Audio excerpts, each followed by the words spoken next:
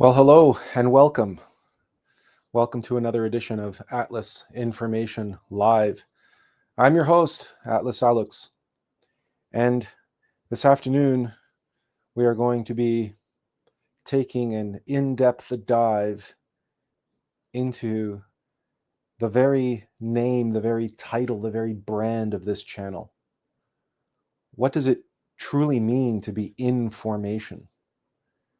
And from where does the origin of that meaning come from? What is the source? Because for something to be in formation, it is implied that there is an outcome, that there is a form that is in process. For example, a sculptor who sets themselves to begin chipping away at a gigantic block of marble. There is something in formation via that process. And it is not some random, arbitrary occurrence, as the materialist scientists and evolutionists want us to believe, that the universe is capable of creating mechanically, and that phenomena come into formation through a mechanical haphazard process of trial and error, of successful mutations versus unsuccessful ones, for instance, in the great survival of the fittest of the so-called Darwinian evolution and its many followers, its many acolytes and believers, and the geneticists who all too eagerly run up and shore up the origin of species by natural selection via their clever genetic manipulations and analyses. That because there are common building blocks, that of course those building blocks must have distributed themselves through some mechanical random process. Or they fall into the camp of pure determinism, and they worship the determinism of mechanical nature, that it's not random at all, that it is also deterministic, but not deterministic for the outcome, just deterministic via the cause. And then they go into everything related to there is no free will, and et cetera, et cetera, et cetera.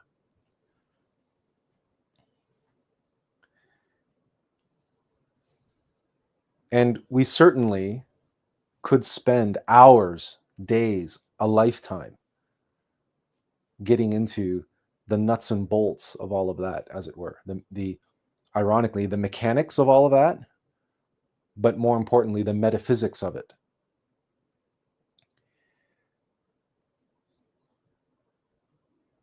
But ironically, that is not the formation that we're interested in. Not today. As the title of this YouTube channel implies, we are interested here about the formation of a monad, a human soul.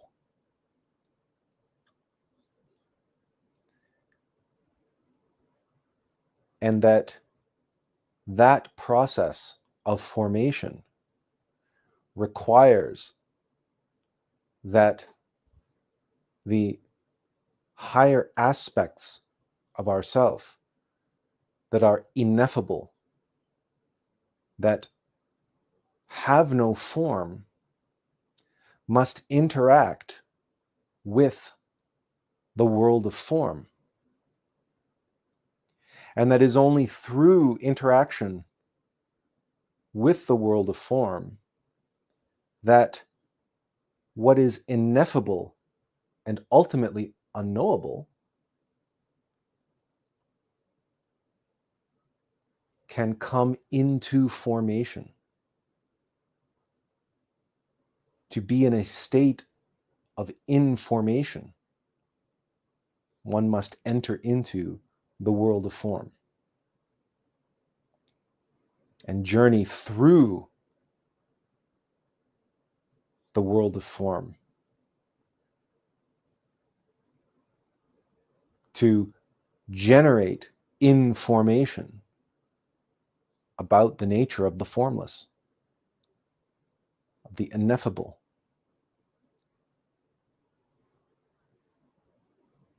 And it is that interaction, that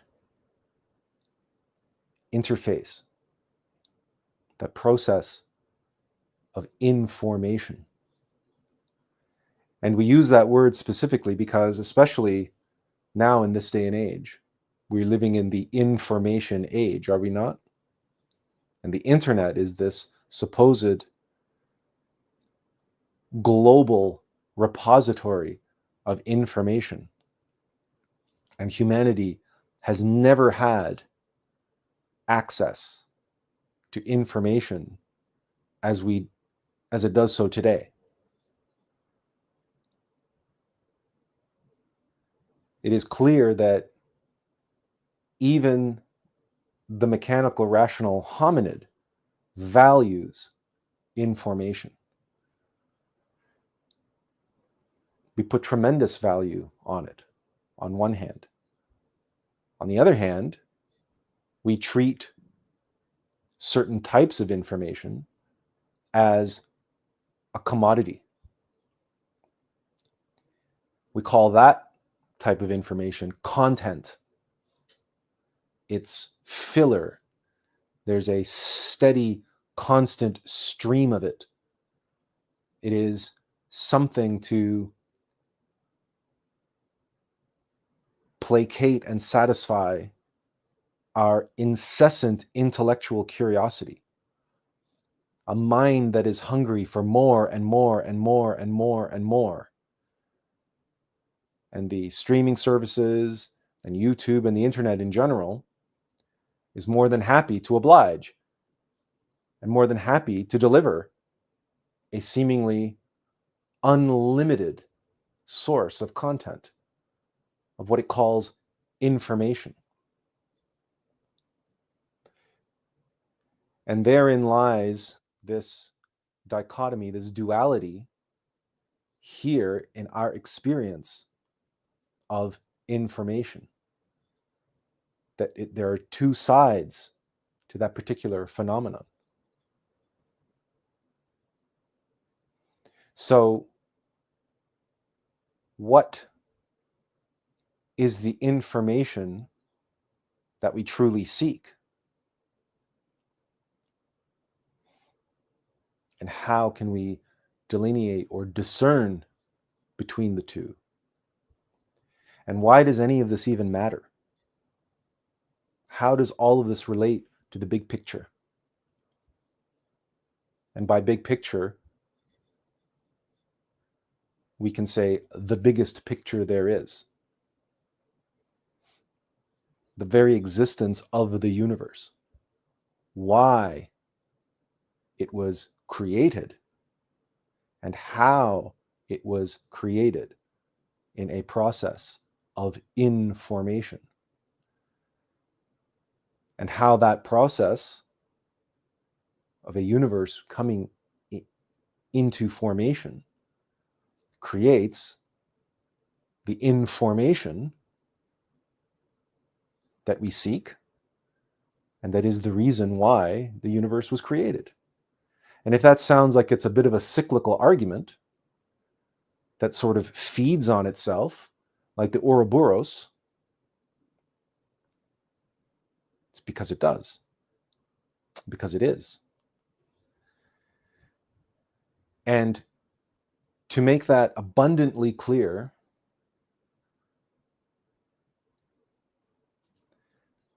this is the tree of life. A depiction, a drawing of the Celtic tree of life. This is one of the nicer ones that I could find. It's very hard to find a large image of the Celtic or Nordic tree of life in a widescreen format, because of course they're usually circular, right? As relates to the nature of what is in formation in this image. And just to highlight that, we can I'll make that a little bigger. So this is a very beautiful artistic image, and the whole notion here that is not particularly well illustrated in this beautiful illustration, we can highlight in this next slide, where the branches of the tree extend down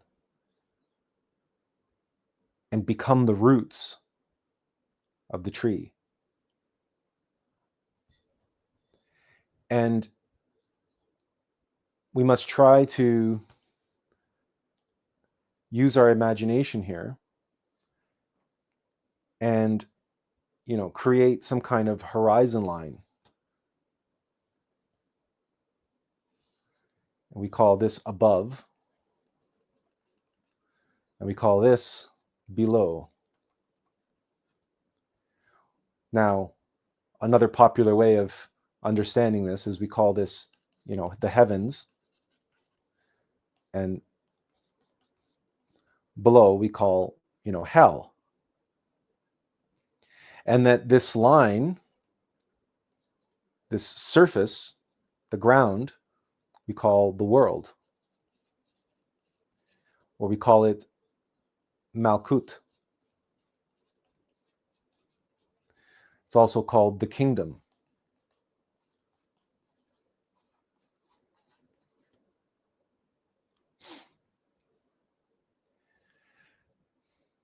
And that it is in this area that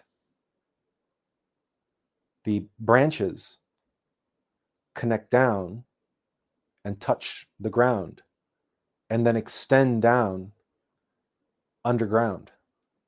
Now, branches, as we know, a tree grows this way, and the branches generally grow that way, and they also grow this way, like a weeping willow. They grow out, expansion, outward, upward, outward, and then as the weeping willow, as the Celtic tree shows, they also have this downward motion back towards the kingdom.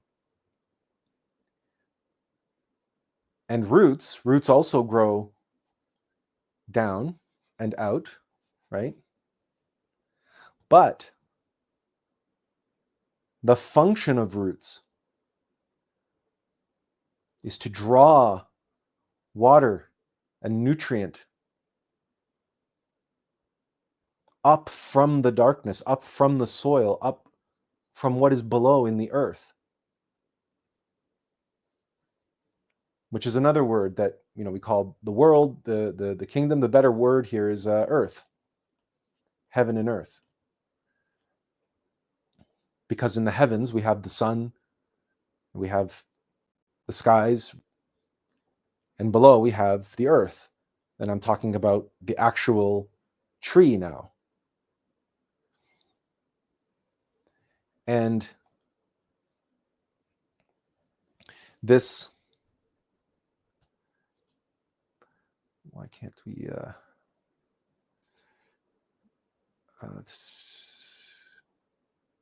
pointer options, ink color.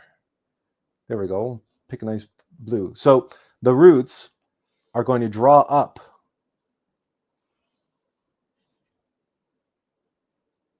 from below into the tree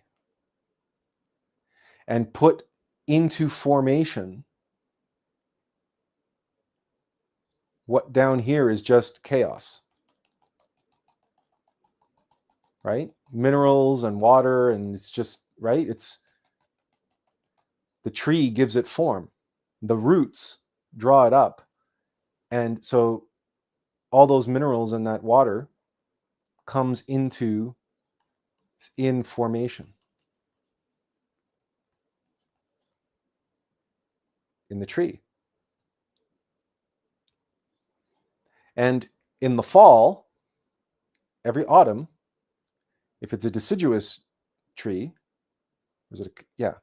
it'll shed its leaves, and if it has fruit like apples or whatever, it'll drop most of its fruit into the ground, and that will all get decomposed and dissolve back into the earth, into the soil. So a good deal of nutrient is returned to the soil, to the earth, from the branches above.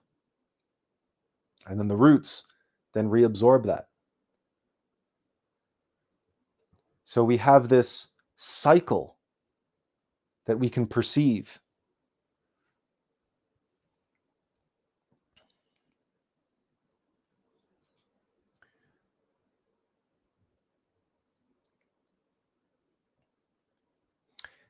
And that cycle is like that.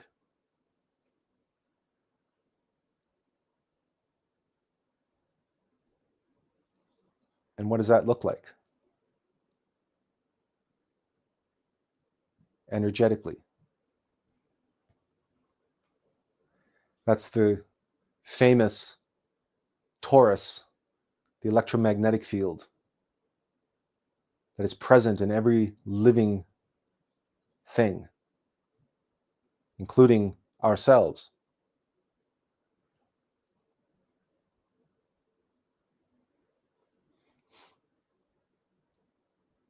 That's energy pulsing itself around a living organism, but also planets and also stars, including our sun.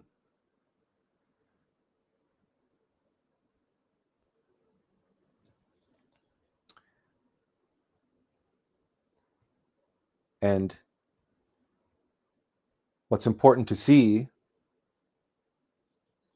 as we look to these phenomena, this toroidal field, Benjamin says, it's a simulation, I don't know, but then he says, oh, right, a torus field, right.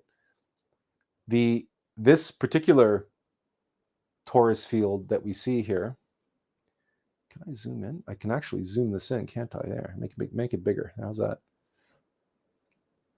And then I can do it like that. Okay, how's that? So as you can see, this toroidal field incorporates the spiral, right? The spiral nature of Aum in a particular way. But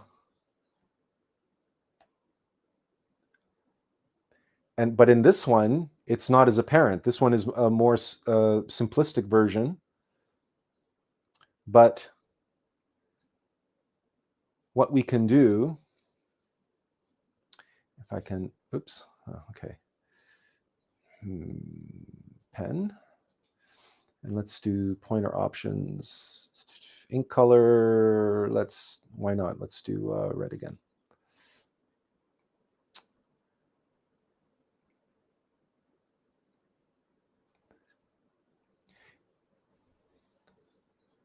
if we, it's not letting me draw on a zoomed in version of it. So yeah, so let's forget about trying to zoom in on it. Let's put it back to this size. Okay.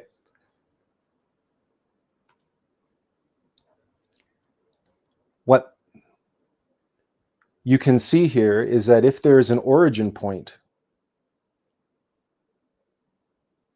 each time one of these lights is making a revolution around one of these arcs, one of these circles, you can imagine that when it begins from a seed, it starts off very small. And then it expands.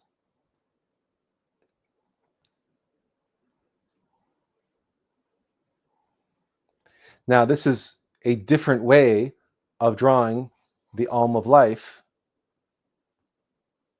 how we usually draw it. So what's going on here? This graphic, just like the tree of life itself, represents an individual in microcosm, because we know it's an electromagnetic field. You have one, I have one, we all have one.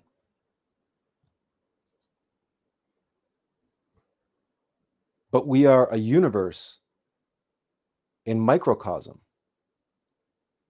In the holographic universe, if you take a hologram and slice up a hologram into 1 trillion pieces, if you were able to do that, and then use a microscope to look at all the pieces of the hologram that you just chopped up individually, you will see the image that was in the whole.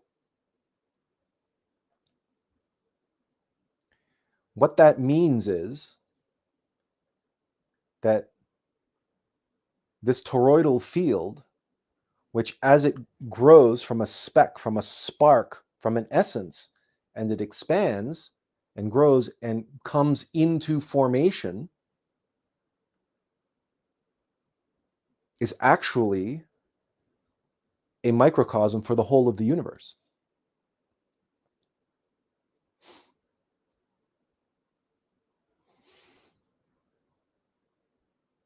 And each one of these little lights, well, going around one of these arcs, is what we call a monad, is an essence, a spark, a seed of the whole.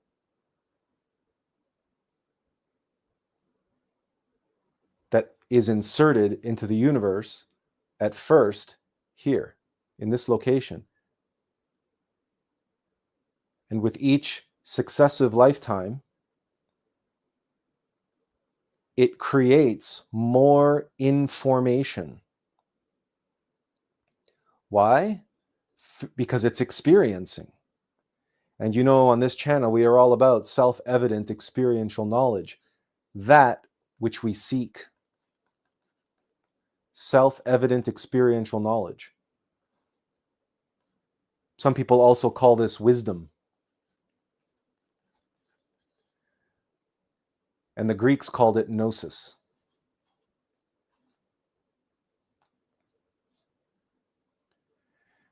And if you imagine this torus, we have, I don't know, I haven't counted how many rings there are here going around, right? In 360 degrees, right? All of these rings going around, 360 degrees. But in an actual torus, in the actual universe, you can't count those rings. There are an infinite number of monads going on this journey. And the torus is not empty. It's full of different monads at different levels. So if each one of these lights, they all appear to be at the same level, but use your imagination and imagine this graphic, this visualization, this animation, but with each of these little lights going around being a monad, going at different levels. So here and here and here and here and so on and so forth. So you have multiple levels of being, and then you have this whole space around. So there's, in this toroidal field, in this toroidal space, you can accommodate an infinite number of little lights, little monads going around. But this is the path to information. This is how everything comes into being or falls out of being. The upward spiral or the downward spiral of the Alm of Life. Facebook user says, "G'day, nice graphics you're using." Well, thank you for that. We tried to find ones that would be helpful to visualize and so that, because the explanation and my drawing alone, not the greatest.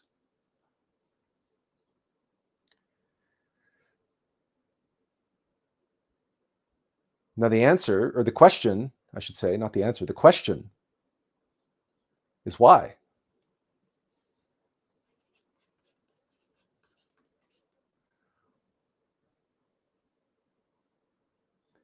You see, as I've discussed in the past, God is, do we have a, yeah, this is God, right? This is the source. It's nothing. It's completely selfless. And nothing can know nothing. Not only because there's nothing to know, but there's nothing to know it. There's nothing to know it with. God is completely formless. He's pure essence. The essence of formlessness.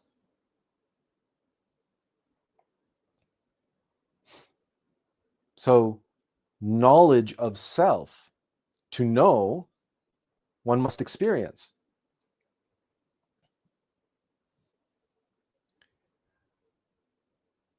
I should have made a blank slide here, actually. This is the end of the slideshow. I don't think it's going to actually let me draw on this. So why don't we do that? Let's discard those.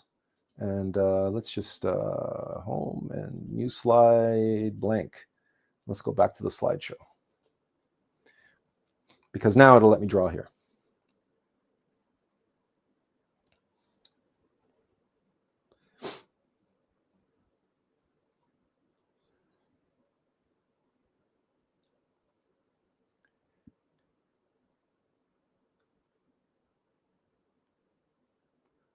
One must delineate.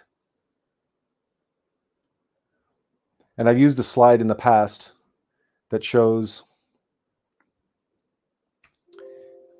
oh, it's going to be asking me to do that every time, isn't it? No, pictures.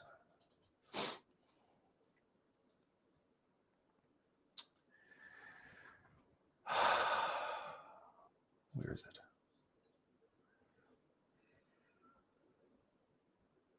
Here.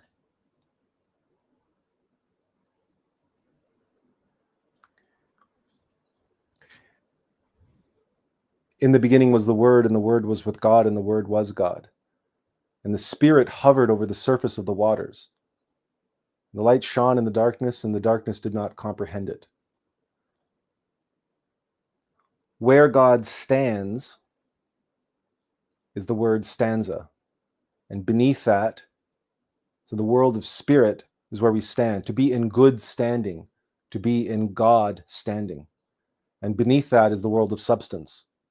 Beneath stance, beneath stanza, because stanza means not only stance, but it means the word, the logos. And substance means what's beneath that, the darkness, the deep.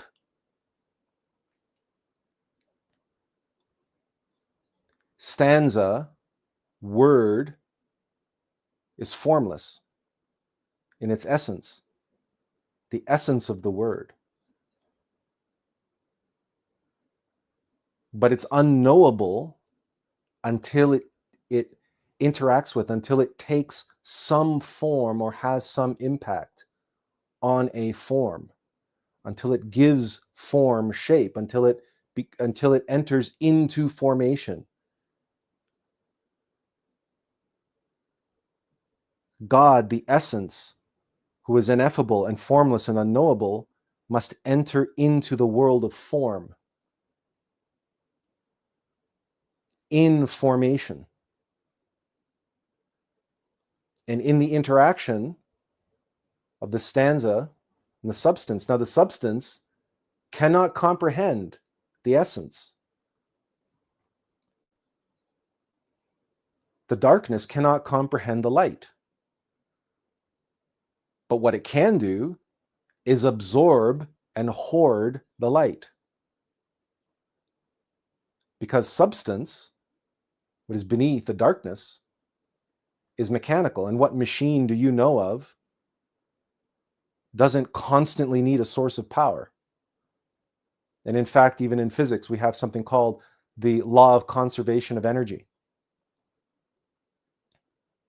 Look what it takes when science splits an atom. Look at all the science that went into science splitting the atom, and look at all the energy contained in an atom. That's the essence. That's the power, the force, the energy, the light inside of substance, contained, trapped, because that's what substance does. That's its nature. If God is pure selflessness,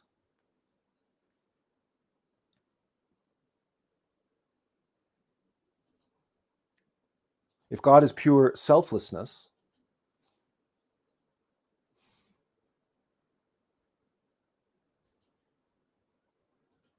but that's pure selflessness has no self, it cannot know itself.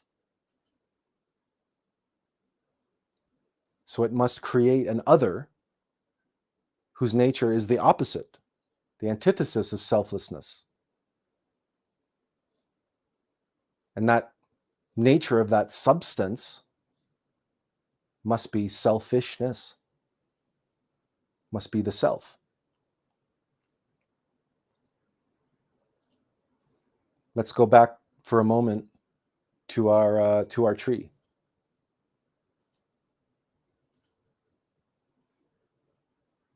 And we said that, like a tree has to have ground somewhere. Oops.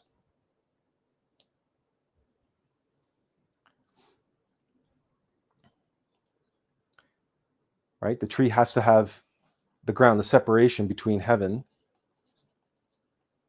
and earth. And the process of the tree growing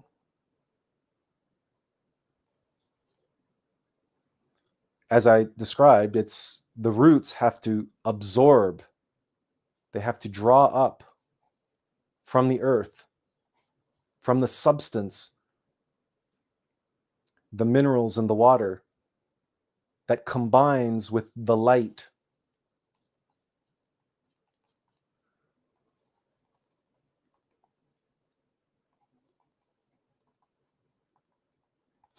Now that water can be groundwater, of course, but it can also come from rain.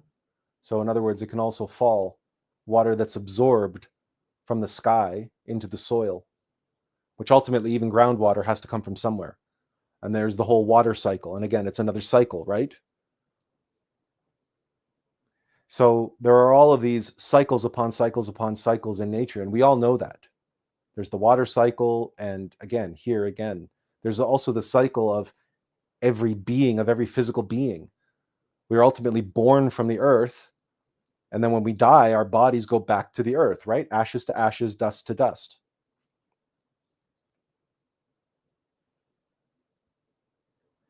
But here in the tree, it is using the pure light, the sunlight, and the water and the minerals, it has to draw that up out of the soil.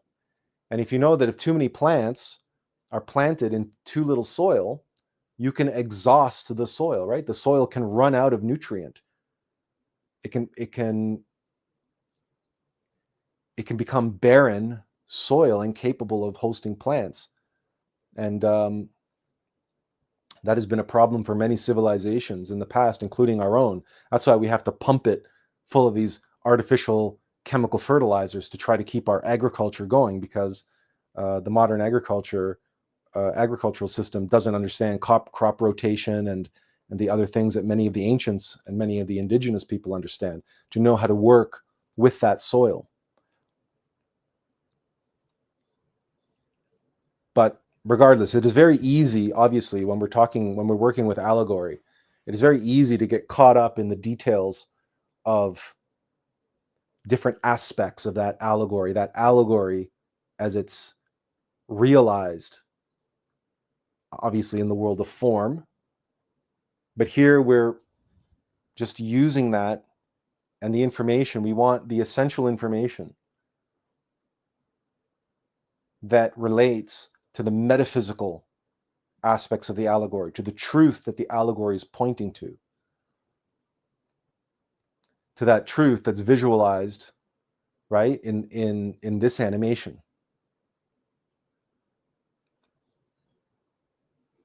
And that we recognize that a monad begins at nothing, as a spark, as a seed, and must undergo the alm of life, lifetime after lifetime after lifetime after lifetime, right, until eventually he gets to this level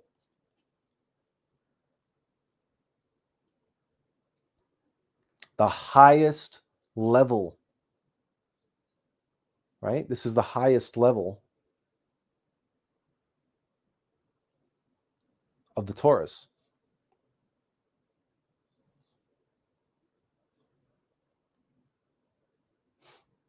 And as we often discuss in the alm of life, right, you take the two sides off of the alm of life and you end up with Jacob's ladder, because here are the rungs of Jacob's ladder.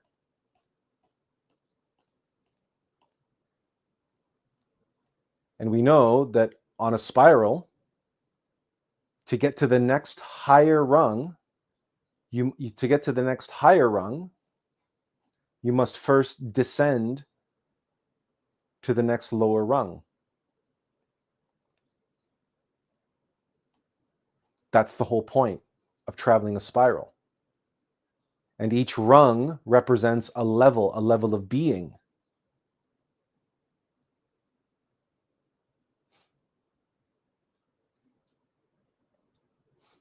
But the torus, okay, when you see the alm of life, that spiral depicted this way, always coming back to its source, which is in the trunk of the tree, right? If the upper part are the branches, this is heaven. This is earth, right? And this is hell.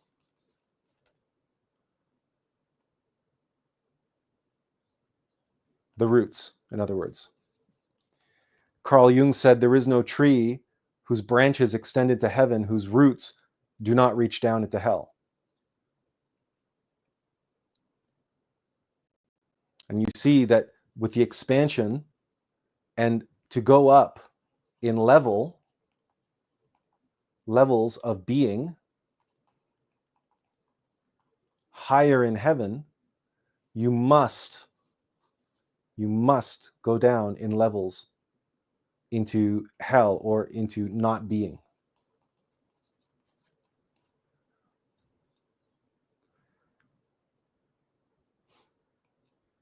And the higher the level of being, the higher the being, the deeper into hell they must go. And if a being is only at a certain level, let's say they're a master, to become a resurrected master, right? A Christified master, that master must die. That master must die and descend into hell and continue his work in hell of teaching, of saving souls, of helping souls who are trapped in hell awaken enough to escape the hell that they are in. Give them a chance to repent. In other words, to offer them the opportunity of redemption, of reconciliation. And what's more, the master must face his own demons, his own egos, and eliminate them. And again, just the pure metaphysical science of this. If you're going to play a chess game or a computer game, what do you set the difficulty on? Do you set it way too high so that you fail at the game every time? Or do you set it way too easy so that you beat the game every time with little or no effort? As you can see from the visualization just of the magnetic field, whatever the force or power or energy that any particular, let's, for lack of a better word, let's call it a particle, right? But it's a vehicle, it's a vessel of energy, a quanta, right? That's going around in the torus. It goes out and down. It goes as far down as is appropriate to its level of energy, its level of being. And then when it returns back to the source and up into the supernal worlds, its level is appropriate to whatever depths it was able to go down and recover from and return from in accordance with the Alm of life. Jacob's ladder. You must descend before you can ascend. But you only need to descend as far as is appropriate as you can for the next ascension. In other words, you can't have a spiral that's going like this and then goes like that. Right? This is jumping the gun. Right? There's way too much of a gap here. This is like, exponential or whatever, logarithmic. That's why for many of us, we go over the same lessons over and over again. We face the same demons over and over again, but at different levels. At more subtle levels where our adversary demonstrates himself to be more insidious, requiring even more consciousness, more focus, more concentration, more attention, more awareness. We have some comments here. Let's get to our comments. Benjamin Ochoa says, I just thought of something. Could the word generative maybe fit where stanza is? I think it would accommodate. I might be wrong.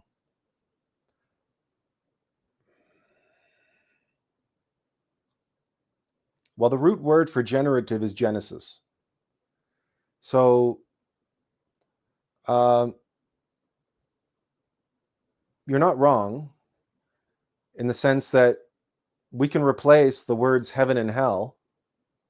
Actually, here, let me go back to here. Can I draw on this one? I don't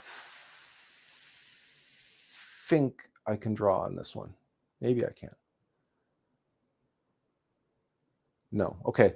So we could replace stanza and substance with generative and degenerative. Now, but the thing about that is that it's degenerative is obviously there is degeneration is in hell, right? That's the home of degeneration. But the other words that we could use are creation and procreation.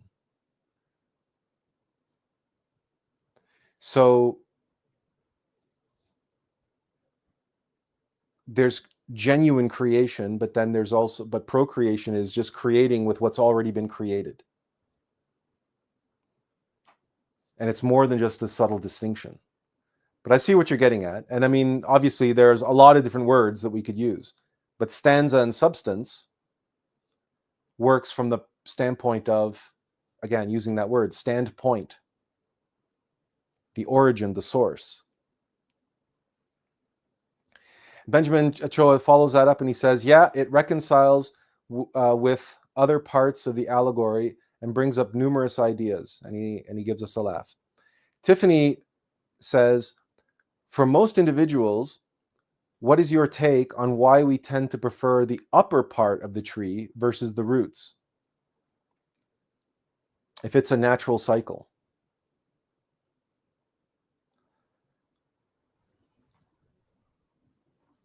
Because that's the goal. That's where we're trying to get to, right?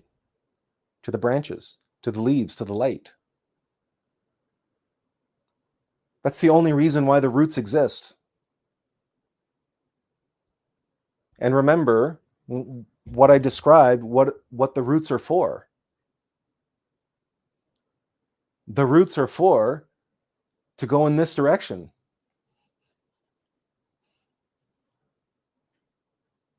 The roots are there wholly for the service of the tree, the growth of the tree, to make it possible for new leaves and new branches to be in formation.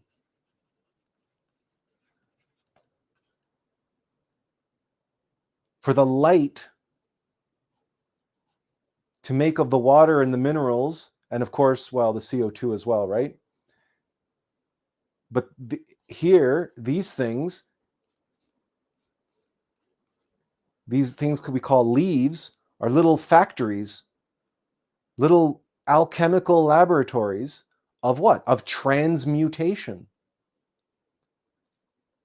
The transmutation of water and minerals and air and light into the formation of the tree, the information, the tree in formation, the universe in formation. The roots serve that purpose, that function.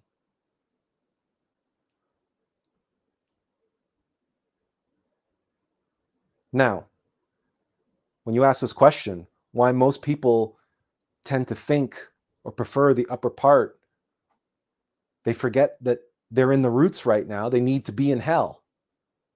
They need this cycle. They need to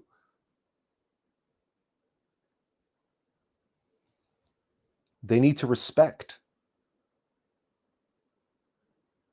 and accommodate this cycle, the alm of life.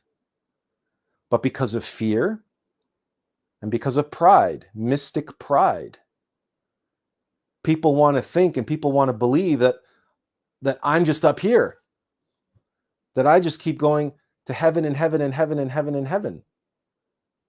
People think that they can jump from one rung to the other, completely ignoring the alm of life, which is fundamental. But yeah, the answer is fear, and the answer is pride, and the answer is they want their comfort and security, and the answer is they want to believe that they've already eliminated their ego. They want to believe that they're all gods already, and they want to believe that they're already one with all beings in the universe. In other words, they might be like, who knows where they are inside the torus, at what level they are at, but they all want to think that they're already out here and that they're already up here.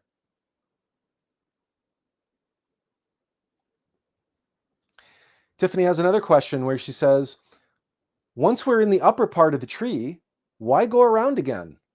At what point does this process stop? Well, of course, it's a continual process that there's another aspect to this because we're only looking at the expansion. We're not looking at its opposite, which is the contraction, right? This is the great outbreath, the Mahamamvantara, the great cosmic day, the outbreath.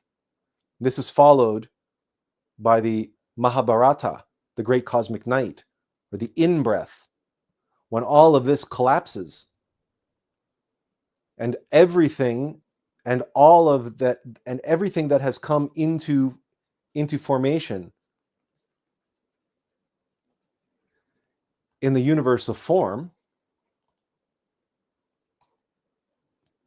all of that information is then processed. The great accounting takes place. And what was in form and what informed the universe becomes information without the space.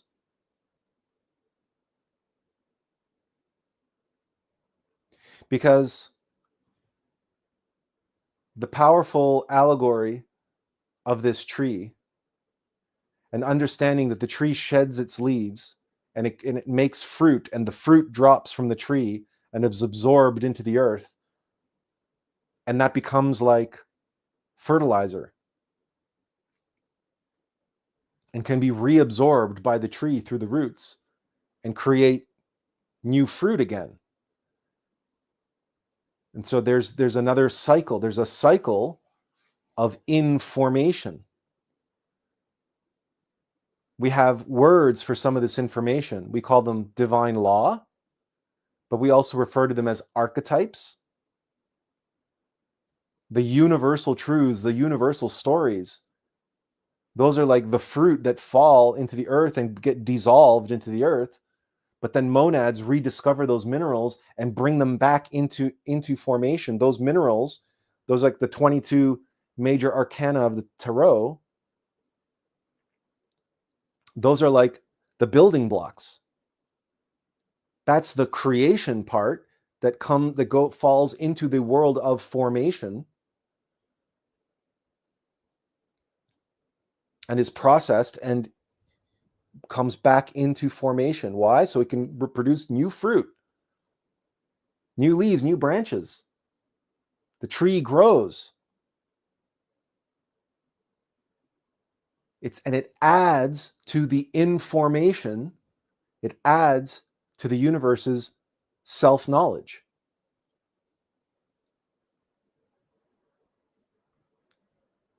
We can look at something like the hero's journey. The heroic journey is a universal archetype.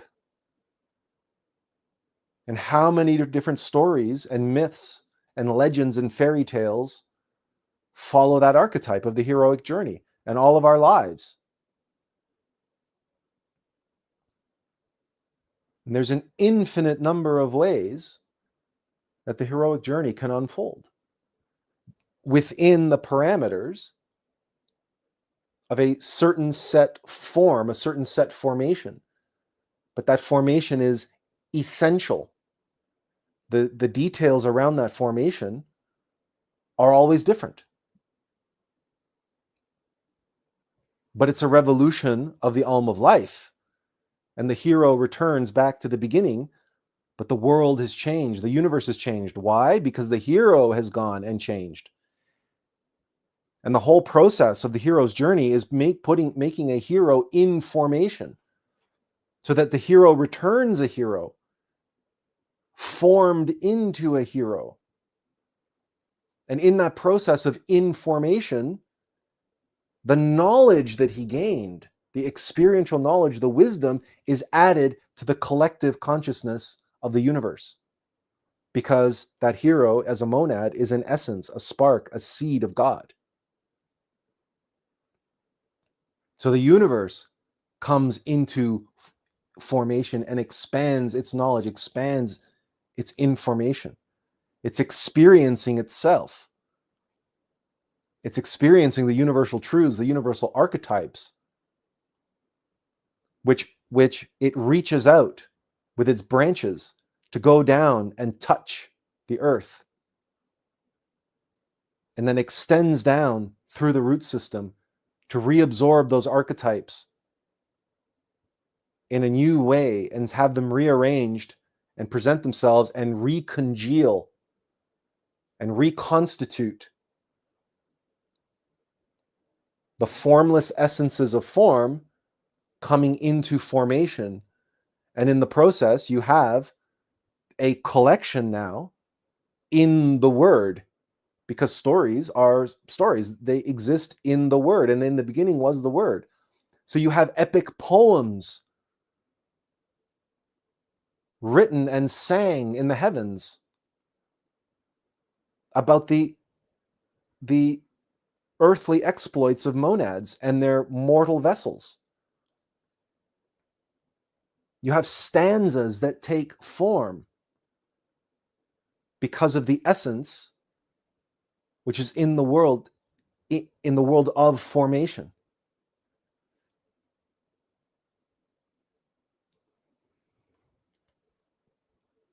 And this is true for every monad, which is your divine soul, your divine vessel, your innermost essence of God, your innermost intimate Christ, as a microcosm, as one of these balls of light. Oh, I'm going to...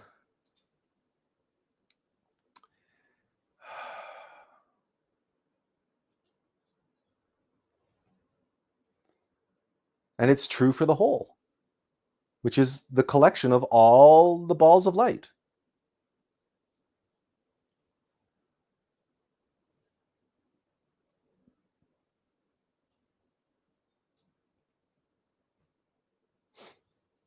Tiffany, Benjamin replies to Tiffany. He says, Tiffany, the same reason why we eat the fruit of the tree and not the roots. and he adds, of course, because it's implying the process of light to darkness.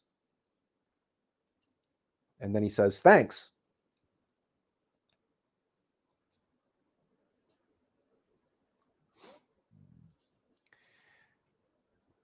Tiffany says,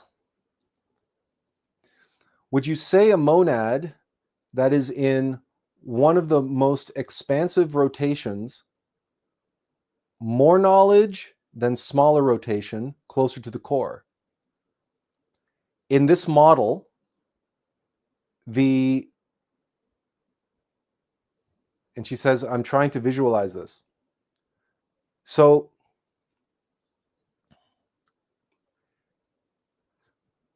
I erased all of our all the markup. So let's try to do this again. If we call this, okay, this line is the line of life, or the line of earth, right? So when a monad is born into the mineral kingdom, right? They're born here. They have no knowledge yet. They're a blank slate. So they're going to have a journey. I don't know if you can see that. I'm going to make it bigger. How's that? I don't know if you can see that. If you can even see so just for argument's sake, I'm going to make it a little bit bigger and call this the limits of the mineral kingdom. So a monad is born into the mineral kingdom, let's say in a volcano. And he's thrown from the volcano and he becomes this, volcanic rock. And over millions of years, and he'll evolve, or he'll go through many lifetimes of many different types of the mineral kingdom.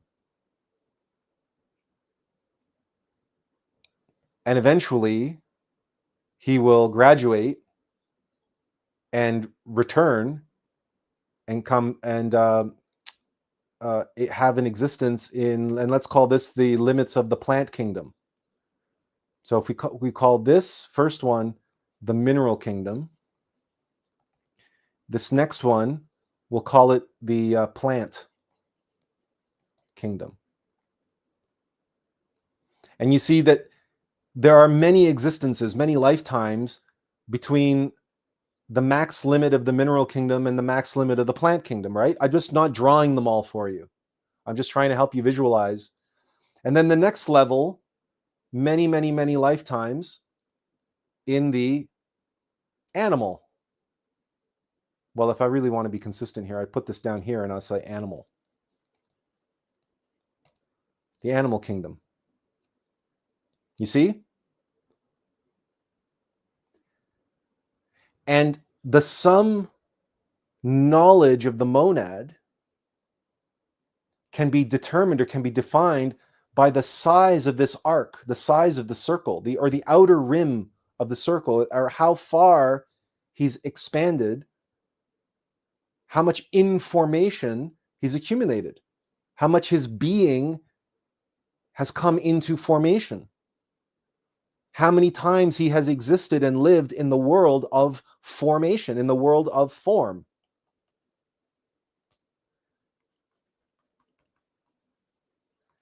Because remember, information, we're talking about gnosis, we're talking about self-knowledge.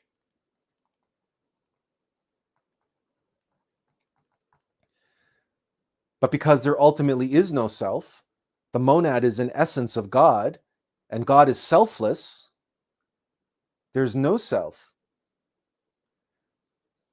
Okay, so and then the next, you have the limit of a human being. Now this is really going to be tough because I can't go. So anyway, so we're going to say, just call this a human. Okay. And after a human being, there's mastery, right? There's mastery, there's resurrected master and ascended master. And then after that level, you're going to ask me, well, what's next? So if this is let's do this one above here. Let's call this ascended master. Ascended master. Now the ascended master has the accumulated gnosis, the accumulated information, the accumulated knowledge of all of these lifetimes in all of these different kingdoms. But you tell me, but it looks like there's still more levels left. What's that about? And you ask me, why would you continue doing that? Why would an ascended master go back down into the earth? And then, like, what's left? Like, can he go back as a human being? Well, he can. And then he walks the path of the bodhisattva, a path of suffering and sacrificing for humanity. He might already be an ascended master, but he's returning for the sake of humanity, and he's expanding his experience again. Right? But between true human being and ascended mastery, let's say there's many, many, many levels he can do that. So this final level, I want to reserve for a very unique type of incarnation. Because that's, we're talking about incarnations here. And even though from mineral to plant to animal to human, we call that return because it's governed by mechanical nature and the laws of karma. Beyond a true human being, the incarnations of mastery and ascended mastery, the path of the bodhisattva, etc., those are reincarnations. And remember that monads, there are always levels and levels of being. So monads can come and continually do the Aum of life. And there's actually something called the spiral path for monads that have already achieved the level of nirvana, but they have not attained the level of the absolute. So the game changes for them, right? And then they come down and they work a little bit on themselves. And it's actually called the spiral path. And they go back to nirvana, but they go back to nirvana with a slightly higher level than what they were before. And actually, I should write that in here, and I'll call that nirvanis or pratyeka Buddhas. Okay, so we'll call that at a level higher than human being, but that's not yet mastery, and it's certainly not yet ascended mastery. That's somewhere in between a human being and a master. But what about above ascended mastery? What's next? Well, that's called being a cosmo creator.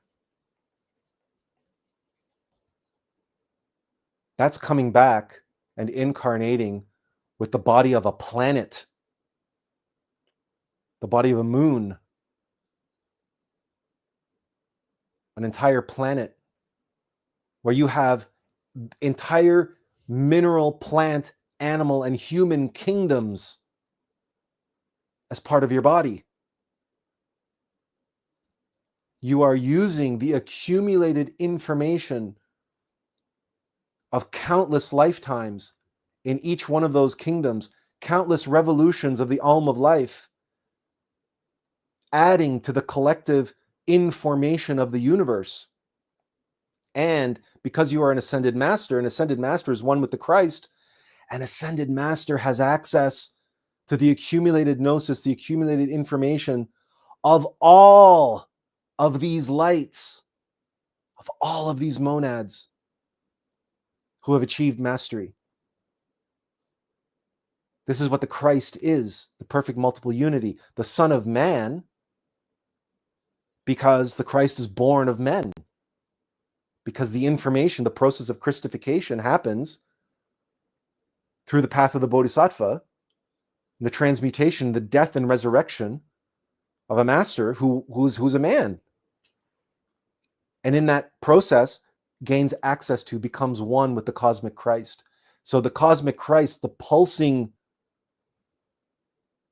energy, the activity, the lightning that descends from on high, from heaven, in order to help monads be drawn in and return home and add their unique, individuated, experiential knowledge to the whole.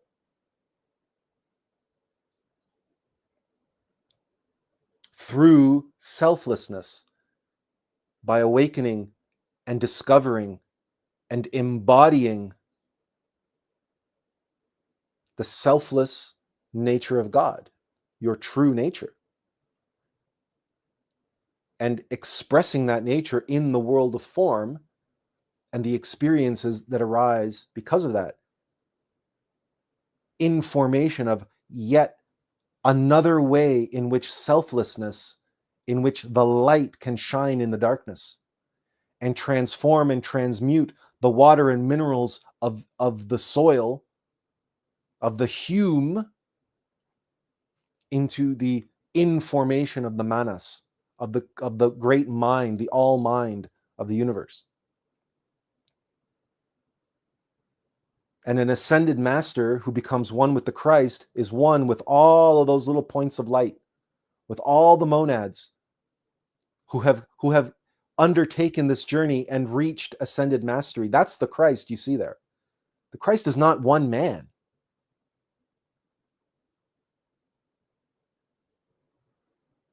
And then based on that information, an ascended master, after a Mahamambantara, after the great cosmic night, on the next great cosmic day, the next Mahamambantara, the great outbreath, what the scientists called the Big Bang, new planets can be born, new solar systems, new suns, new stars. And they can be responsible for entire communities of planets. Stars can, suns. Because those cosmo creators have had many, many lifetimes as planets. And understanding and learning how to live in a community, in a family of planets. and how to create an ecosystem, a global biosphere of monads of the light expressing through form in the world of form, in the mineral, plant, animal, and human kingdom, in their body, the body of their planet. That is their body. So they're at the heart of that planet is a monad, is a cosmo creator, is an ascended master who now has an entire planet, an entire humanity, and all the beings on all the levels of nature as a part of themselves. But they are nurturing and guiding and giving a space of love for all those monads to come into formation, for God to know himself. And because they are one with God, they are one with the Christ, this universal, multidimensional, great, perfect multiplicity of this light going through this pattern and on the universal cosmic scale. But of course, there's levels and levels and levels and levels, which means you start off small as a moon or a planet, and then you progress to a larger planet, to a different level of humanity.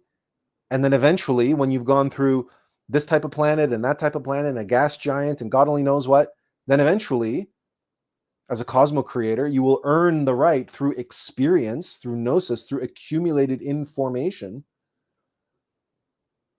You can choose to incarnate, to reincarnate now as a son and manage a whole family of planets. And then you have a being, a monad, such as Oremus. Oremus is the ascended master and the cosmo creator who is at the center of the super cluster of stars at the center of the Milky Way galaxy. Oremus is the archangel and cosmo creator that is responsible for the whole of the Milky Way galaxy. So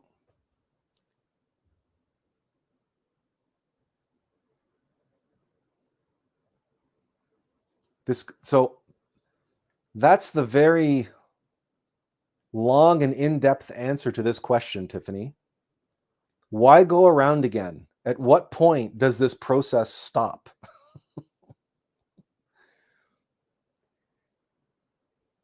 It's worthwhile meditating or contemplating this, especially when you encounter the oh so clever, oh so pious, spiritually minded of the so-called New Age that tell you that they're ascending in 5D and so forth, that they're already one with the universe and the cosmos and everything. When you comprehend information and that the ultimate pure essence of God is selflessness, of what the Buddhists call not being, that there is no limit to the universe expressing its selfless nature in order to bring into formation, in order for it to know itself in formation and share and give that information. And on the foundation of the information from previous Mahamambantaras, to establish and build the rules and the structures, the archetypes and the stories for the next Mahamambantara.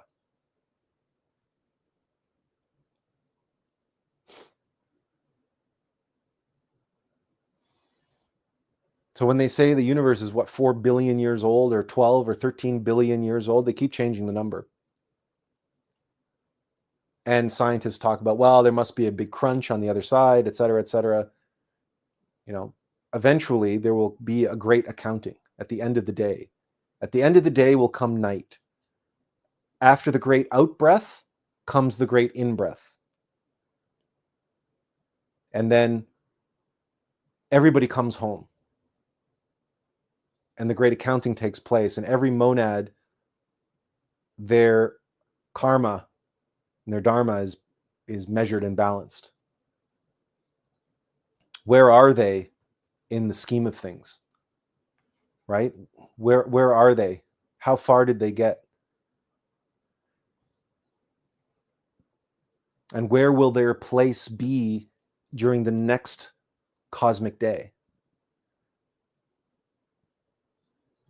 And who will return as a cosmo creator of what galaxy? And will there be new galaxies born in the following cosmic day because of new ascended masters or cosmo creators who have leveled up in the previous cosmic day? You see, there's an accounting that needs to take place. The universe must balance. The information must be processed. That it not just be content that's blindly and unconsciously consumed as we do it. Right? When we watch endless YouTube videos or endless streaming programs or endless talking heads or whatever, blah blah blah blah blah, or just listening to music because we can't stand the silence. That's content. There's nothing in formation there. That's how information can be degenerate and it can go nowhere. Because it doesn't add to the level of the being. It detracts and traps us and keeps us trapped in the soil, keeps us trapped in the roots. Or when we talk about impressions as food, and what are you feeding your consciousness? Are you feeding your consciousness just sex and violence and, right, inane, mechanical, music or whatever? Just oh, I like the beat of it. It has a good beat.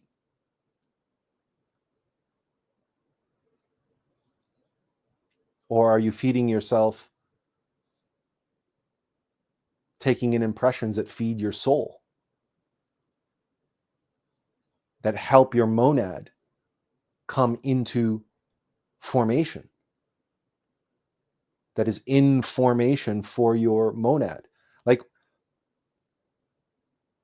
you are what you eat.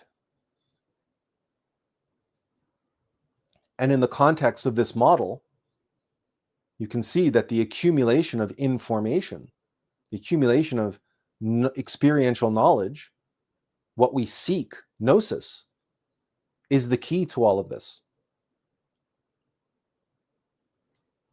Because that is what the universe seeks, to know itself. And it does so through the holographic universe by chopping itself up into 100 billion trillion monads that are all microcosms of itself.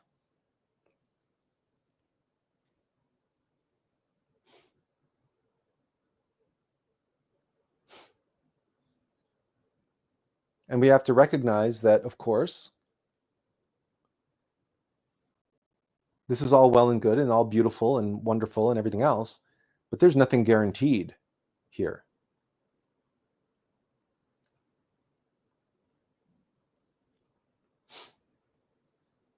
The earth, right? The Hume, the world of form, is mechanical.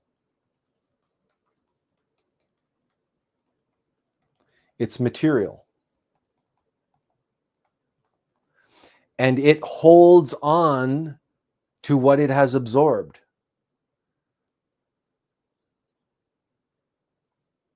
The soil doesn't want to give up its water. The soil doesn't want to give up its minerals to the tree.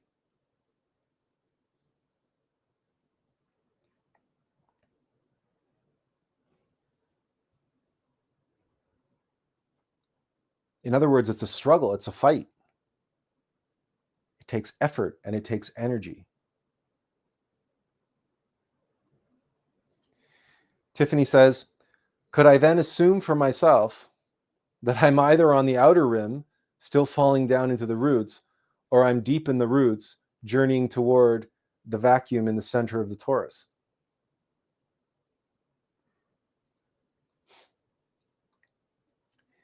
No, you're not on the outer rim. No. Because I tried to make it very clear that the outer rim is reserved for cosmo creators, monads at the center, at the heart of planets and suns and stars and galaxies. You're not that. I'm not that. None of us are that. You know who that is? That's Melchizedek, who's the cosmo creator, the monad at the heart of the planet Earth. We are somewhere between intellectual animals and human beings. And some of us might be nirvanis, that's true. And we might be on the path, if we're on the path of the bodhisattva and we're walking the path of the razor's edge and doing transmutation and committing ourselves to a lifetime of suffering and sacrifice for humanity, we might be on the path of mastery. But again, I tried to make that clear that that's still not the outer rim.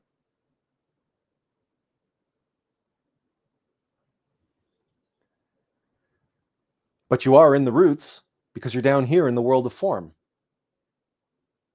In fact, we are constantly traveling between heaven and earth and hell in the alm of life, right? Psychologically, because we have a monad in the sixth dimension, and all of our comprehensions are in the sixth dimension. That's where gnosis comes into formation between the sixth and seventh dimensions. But in order to have those comprehensions about ourself, we have to be able to descend into our own psychological hell. So it's not just these lights, our monads that do this one revolution per lifetime. No, we know in our own life, from childhood to now, how many times we've gone through revolutions of Aum, how many times we've gone from the highs to the lows, from heaven on earth to hell on earth and back again. And each time we've gone into, the dark night of the soul, right? Into the darkness, we hit rock bottom. And then we accomplish something there. We learn something about ourselves. Or we made a new commitment to ourselves, or we let go of something, abandoned something, comprehended something.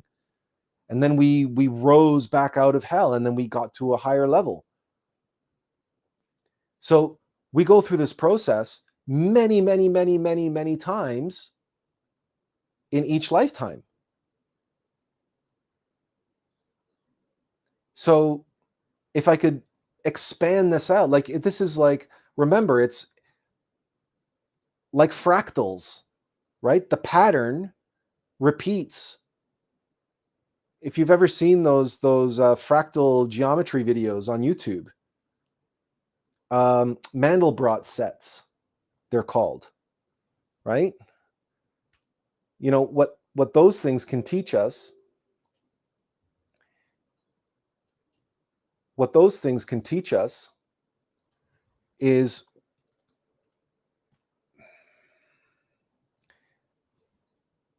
they're called Mandelbrot zooms. Okay, here, let's just pull this one up. You guys see that?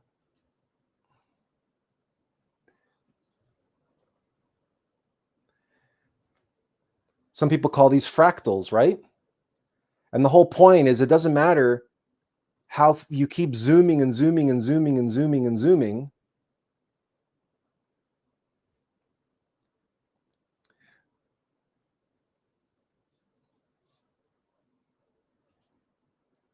So Tiffany says, sorry, I meant my individual rim, not the furthest one out.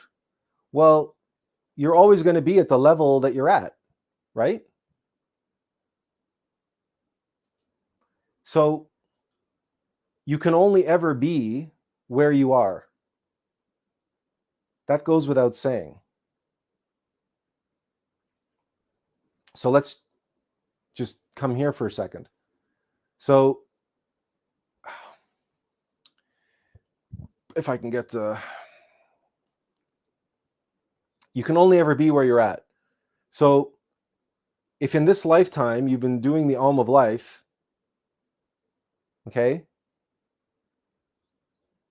you're always and only ever going to be on that outer rim, right?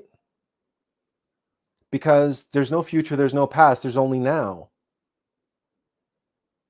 So this is your level of being. So you can draw to simplify this. We can do a. I'm going to go to that black. We can do 2 lines.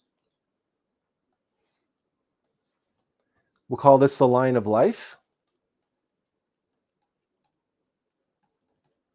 and this is the line of being.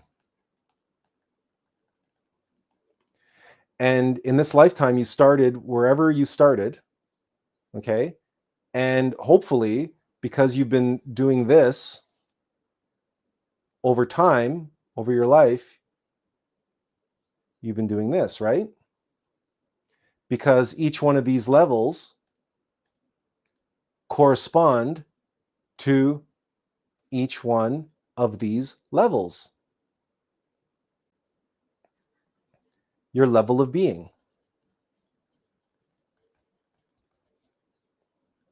which expands on Jacob's ladder, the Alm of Life, going down into hell and back into up to the next level and down and back, and right?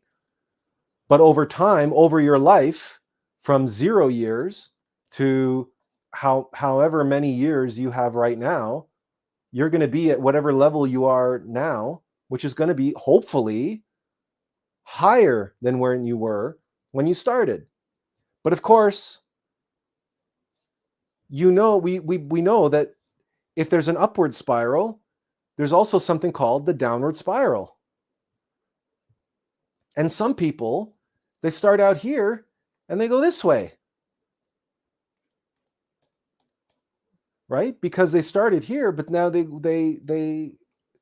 regressed. They fell into the downward spiral, and their level of being has gone down. One of these lines is called evolution, and one of these lines is called devolution.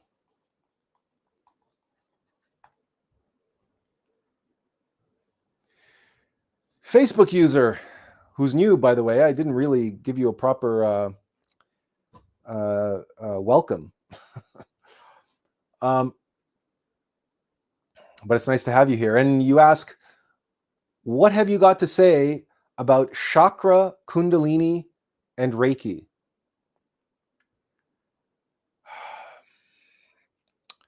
Where do we begin? Chakras are the energetic gateways that connect all of our different bodies on all the different dimensions. So you have chakras in the physical body, the etheric body, the astral body, the mental body, the causal body, the Buddhic body, and so on and so forth. Now, Kundalini refers to the creative force, the sexual force, the Christic force, which in us is latent in potentiality, which must be awakened and transmuted to rise up the spinal column.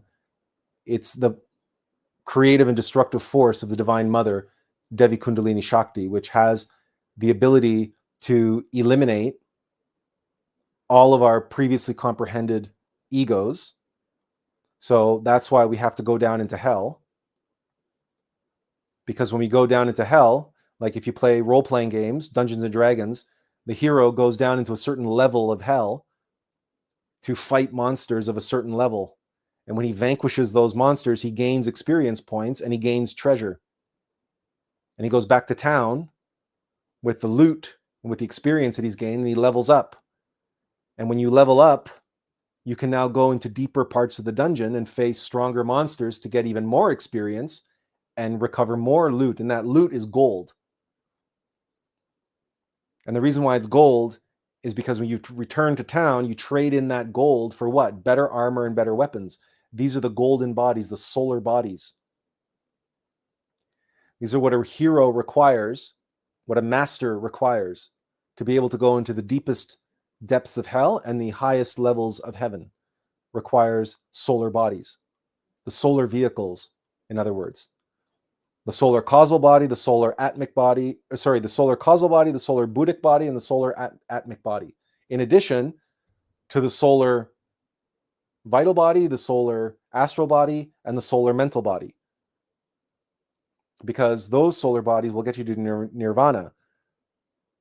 But to go beyond nirvana to the next level, you need your solar causal, your solar buddhic, and your solar atmic bodies.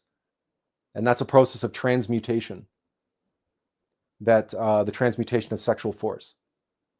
And it's related, of course, to the alm of life, because the alm of life is the process, right? That is, for the solar bodies, the monad to come into formation.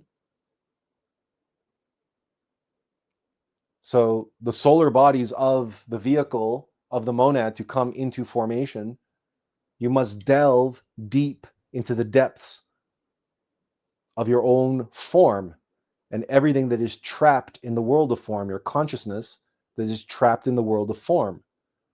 All your beliefs, all your anxieties, all your fears, all your desires, your lust, your greed, your gluttony, your pride. These forms, these mechanical forms and structures are like the soil, but are clinging to and holding on to the precious minerals. They're the monsters, right? The demons and the dragons deep in the dungeon that hoard gold. They hoard the gold. And those monsters are relentless and they're mechanical, like the Terminator, like the agents from the Matrix. They're just algorithms. They're heartless and soulless. They just do what they do. And what mechanical nature does is absorb and hold on to, absorb and hoard what is precious to it. Like Gollum and the ring in Lord of the Rings. That's why he calls the ring precious. So the water, the minerals that dissolve into the soil wants to hold on to that. And in fact, there's no way for the roots to absorb any of that by themselves. In the same way that, our digestive system is highly reliant on what we call probiotics. Otherwise, we have a hell of a time digesting fiber and so many other things, right? We need our gut flora, our gut fauna, those bacteria in our digestive system. Well, it's the same thing for the roots of trees. They have an entire ecosystem of organisms, of bacteria that are dissolving minerals and making them bioavailable. Those bacteria transmute the hard mechanical minerals and make them into and put them into a form that make the minerals they make them bioavailable to the roots, to the tree, in other words, so that the tree can absorb them and integrate them into its cells. It's the same thing with us. So you may have, if you take supplements and nutrients, you may have heard that you want to take natural supplements and natural nutrients, because if you take the synthetic ones, they're not doing you any good. They're just going to pass right through your body because they're not bioavailable. Right? So that's just a little aside. As for Reiki,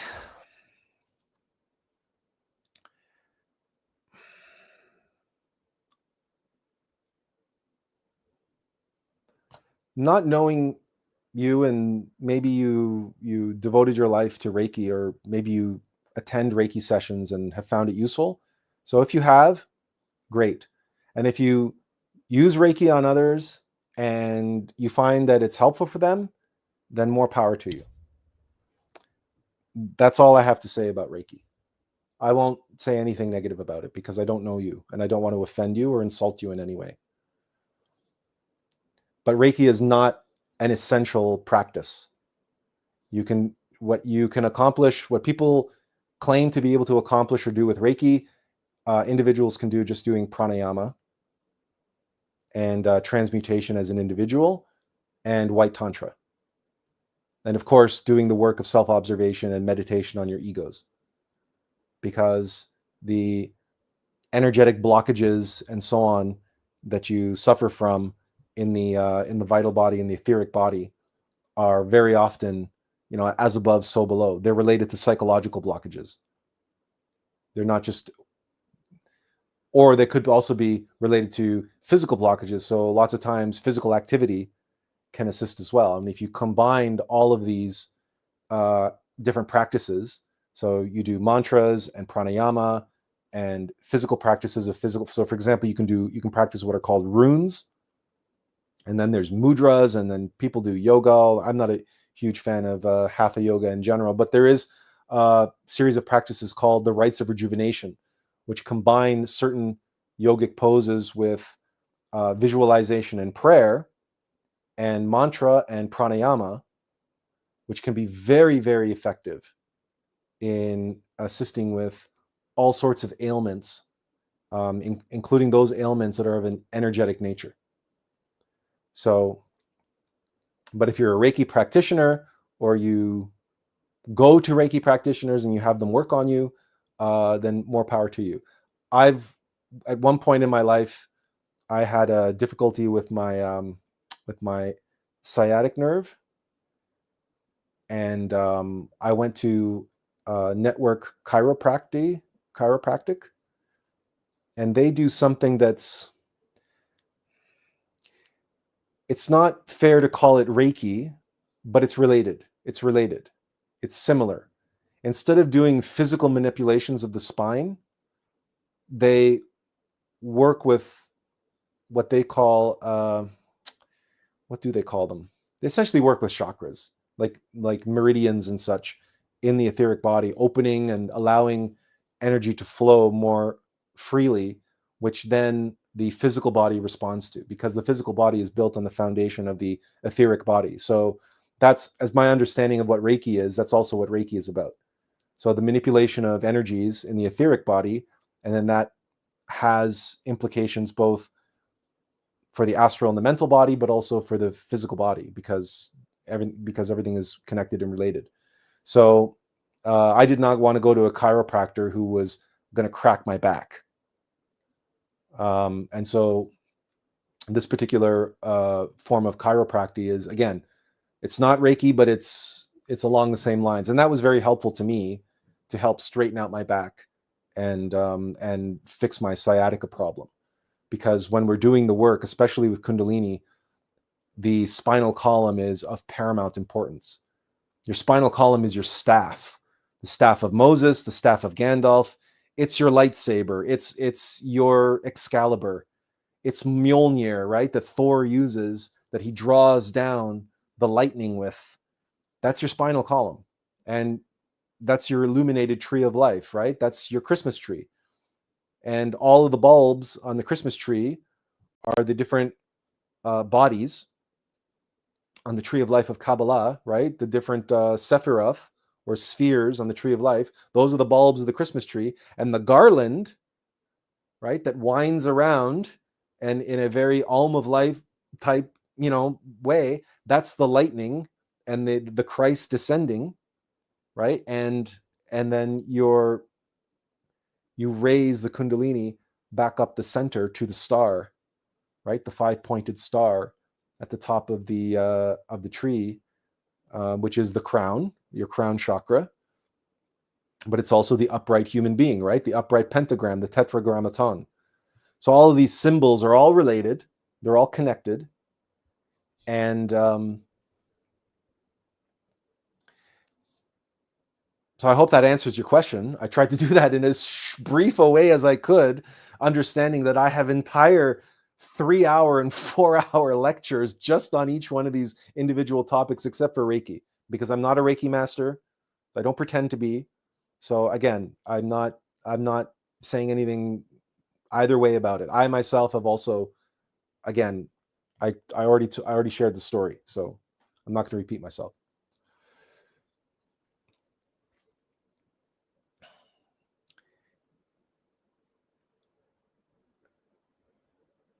So all of this, you can see this pattern is archetypal. It is universal. This process, the process of you in formation, and that double entendre, that pun, that to be in the process of information, how that relates invariably, intimately, and essentially with knowledge, with information. But the space in there that turns just any old information that you think you know into information. Information is experiential knowledge. It's knowledge that is born. It's knowledge that is formed. It's knowledge that is synthesized through a process, an experiential process of an essence coming down into the world of form to inform the darkness, right? The light was in the darkness, but the darkness comprehended it not. But you can inform the darkness. We have these beautiful words like inspire, which means in spirit, and imagine, which means to give an image, a visualization.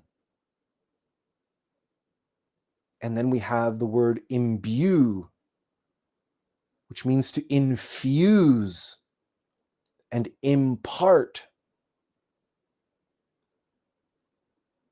And that's like the fruit falling from the tree. That's the light orbs on their descending arc.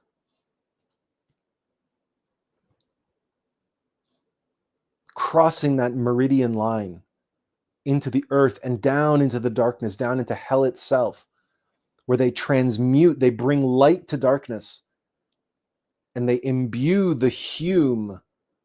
Because remember, we are human beings, hume, manas, and being. And they inspire and give us insights into the mind, and then allow us to go down into the darkness and imbue and draw up and draw forth and extract, to transmute that hume, that earth, those lunar bodies, those mechanical bodies, the lunar etheric body, the lunar astral body, the lunar mental body, into solar astral, solar mental, solar vital body. That transmutation of lead into gold. That process is alchemical, and it requires us to be imbued with the qualities and the energies of the light and the salt, the sulfur, the mercury, these elemental aspects of transmutation, in the same way that the earth needs the water and the minerals, which is the salt, right? And then the light. And then mercury is quicksilver, the messengers of the gods. Because you also need, in alchemy, you need the fire that's in the waters, which comes from the sun, for the tree anyway. right? Because that's photosynthesis that takes place in the leaves. So everything is just from a archetypal point of view, everything is a holographic image and microcosm of the whole. This one pattern, or this handful of patterns, these handful of archetypal laws that unfold in all of these myriad, infinite expressions in the world of form.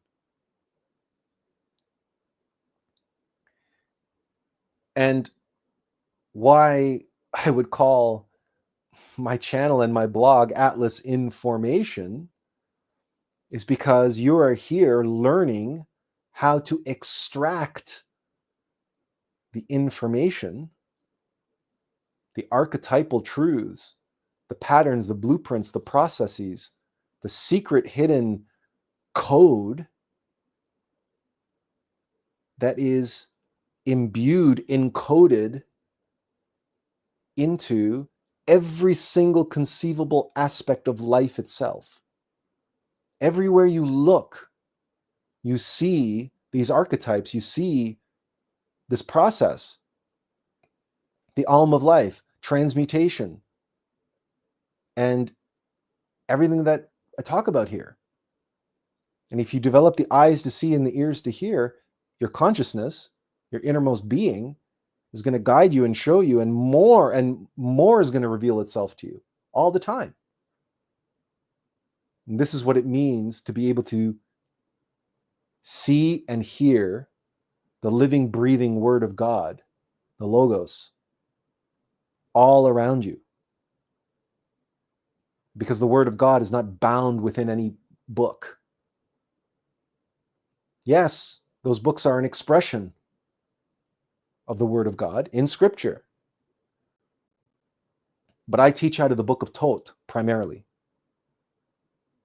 right? Hermes Trismegistus. And people think that when I say that, I'm referring to the emerald tablets of Hermes, of Thoth the Atlantean, but I'm not. The emerald tablets are at best an executive summary. They're like a table of contents.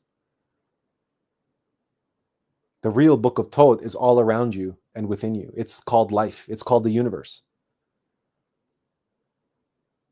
And from the Nordic tree of life and the Celtic tree of life to the electromagnetic field that we've been discussing, to every spiral pattern, to the hologram, to the Mandelbrot set and the Mandelbrot zoom, and all of that is just demonstrating and showing you.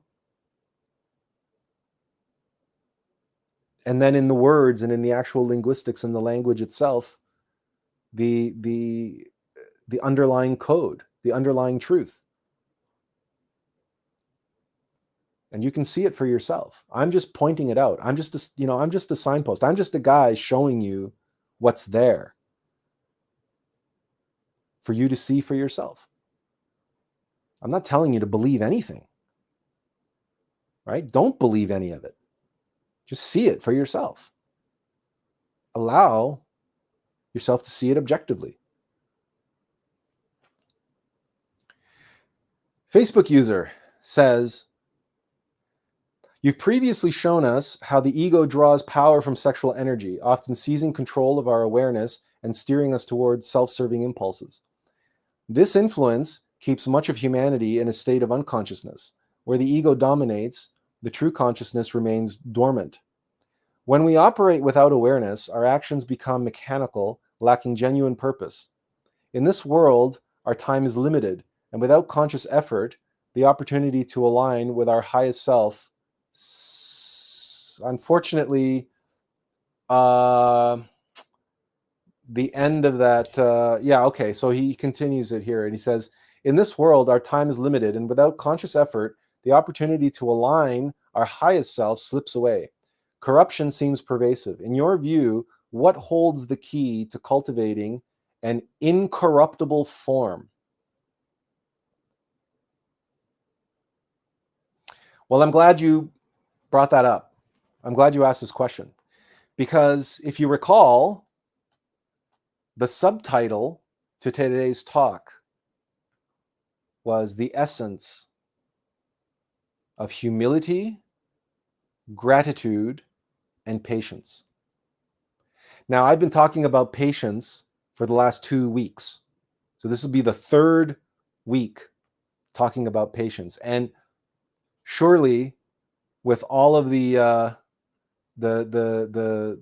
drawing and the sketching, and when you put this into the context of a tree and the rings of a tree, okay, and when I had that slide showing all the different the levels of it deleted the markup, but had all the different levels of the mineral kingdom, the plant kingdom, animal kingdom, human kingdom, and so on and so forth.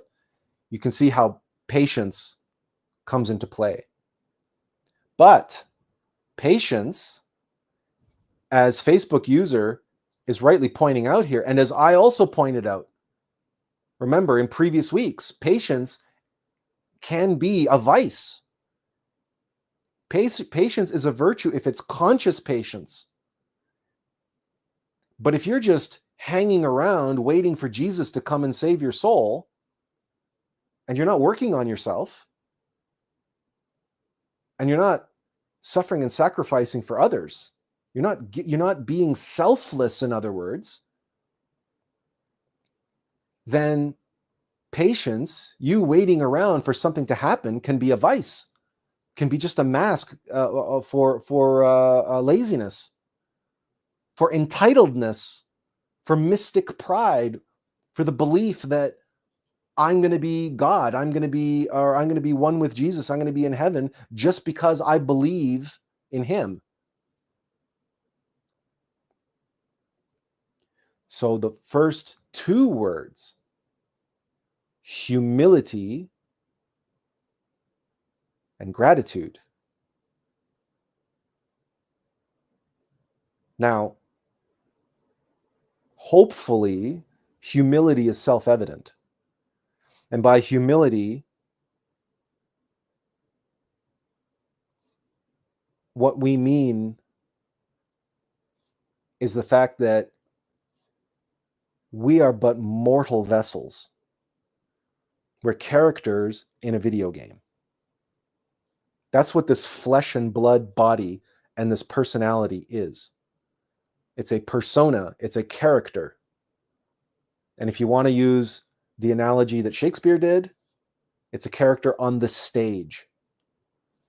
But in contemporary terms, just about everybody has played some kind of video game, or at least is aware of like Super Mario Brothers or The Legend of Zelda, and understands the difference between the player playing the game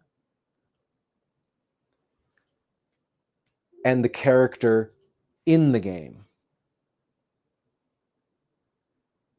And the problem, as Facebook users pointing out, that corruption seems pervasive, and we live in a world that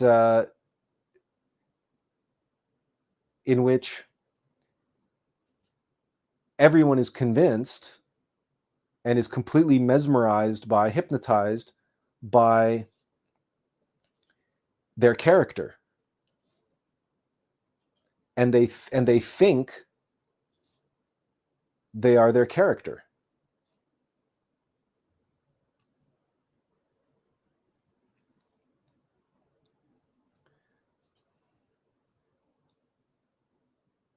And so the problem is you have a bunch of characters running around thinking that they're going to leave this game, that they're going to leave the game world. They're not understanding that the roots stay in the ground. What the roots draw up and transmute are the minerals and the water. And what grows higher into heaven are the branches. But the root system only grows deeper into hell. The roots don't leave the earth.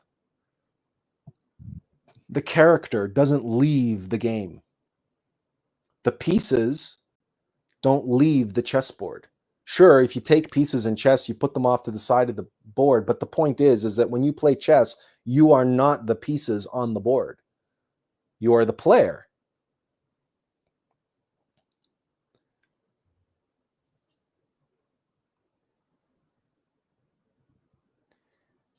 So the essence of humility in the beginning of cultivating an incorruptible form is acknowledging that your form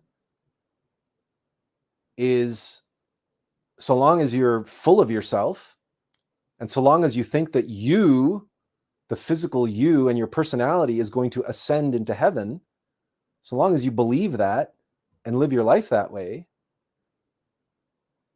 you're not going anywhere.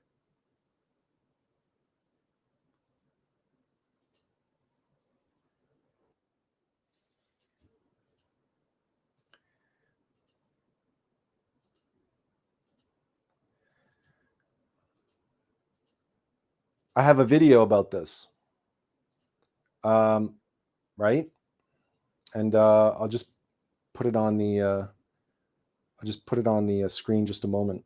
Here, let's make it. I'm going to leave it like this so you can see the title of it, and I'll make myself smaller. You're not going to hear it because I don't have the sound on, but this video, Losing Yourself in Games, reveals this about humanity. I just want this, it's basically asking here, what if your consciousness could split into the player playing the game and the character in the game? And then you're in a humanity where 97% of the consciousness becomes lost in the character. And that character identifies as me, myself, and I.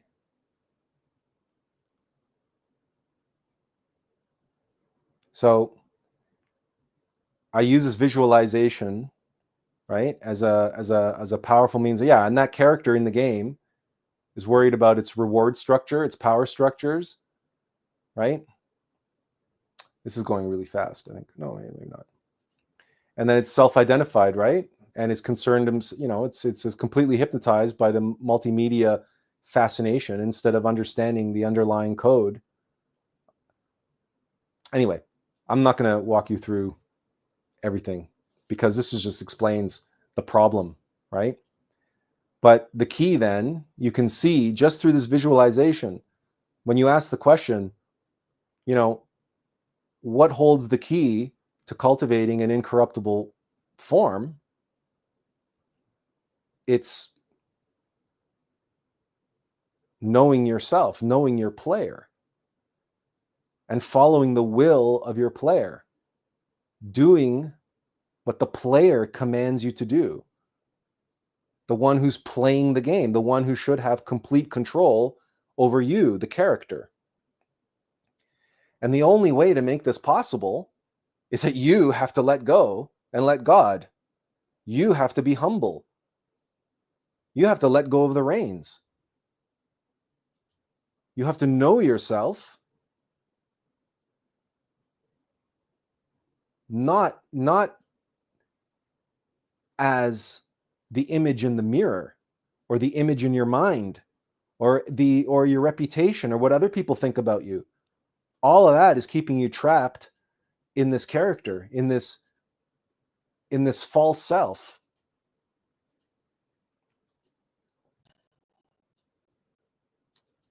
Boy, there we go. Anyway, it's keeping you trapped in this self, and it's keeping you trapped with 97% of your consciousness lost in the character.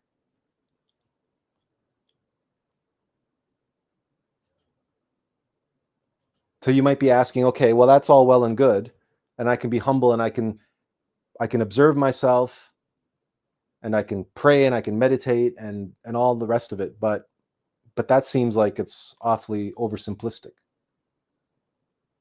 But the next word was gratitude. So first, to humble yourself. And next, be grateful. Grateful. When you are grateful, you are, I'm going to throw this on the screen just for a moment. Okay? When you are grateful,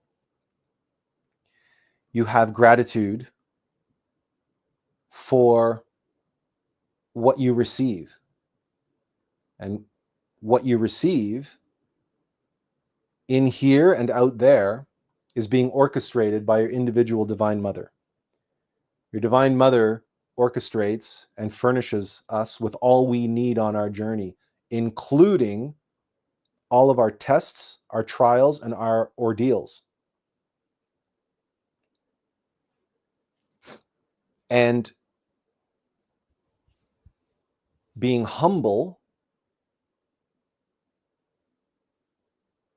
means we set our own desires aside and our own pride aside, our identification with the false self, and we set ourselves to serve our innermost Lord and Master, our innermost being, our innermost intimate Christ, right? Our innermost player. But to be grateful is that when our player sets us to task against the final boss of a level, we recognize it as the challenge that it is. Because to be grateful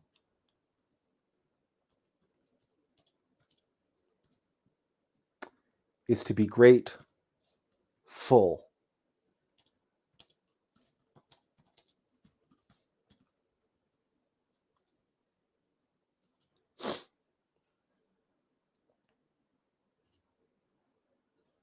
To be grateful is to be full of greatness. Where does our greatness come from? We rise to greatness. Our innermost player is the one playing the game, not the mortal character. We're going through the motions. We are where the rubber meets the road, but we're not driving the car. We're the vehicle, but that vehicle has a driver. And yes, the wheels of our vehicle are where the rubber meet the road. But the greatness of our victory doesn't come from us. It comes from the driver, and the greatness belongs to the driver.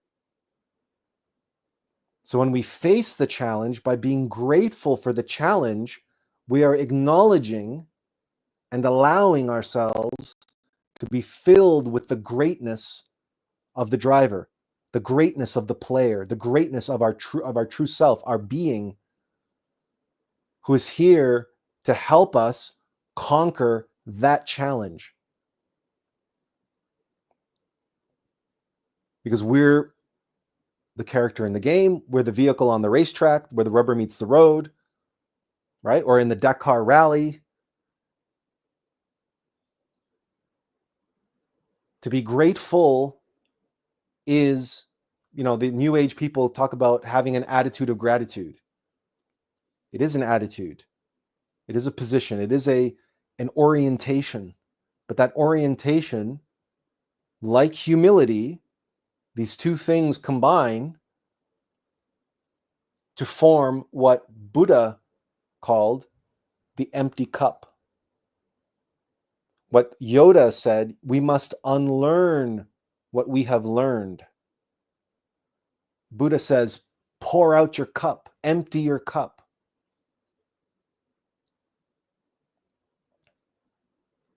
And be humble and be grateful for what gets put into that cup, and you will be filled with greatness.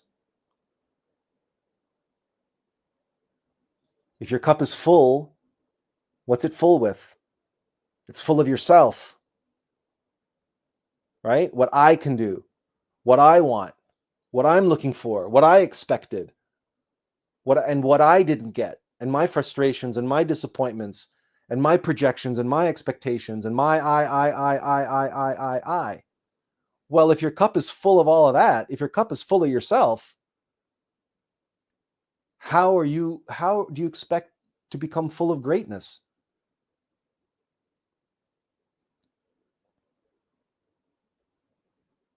And if everything you encounter, all the problems and the difficult people and the challenges and the tests and the ordeals that you encounter in life, you react to them mechanically with, oh, I can't believe this happened. I can't believe them. I can't believe all this stuff. And it's always this. And I can never get a break. And the whole world is against me.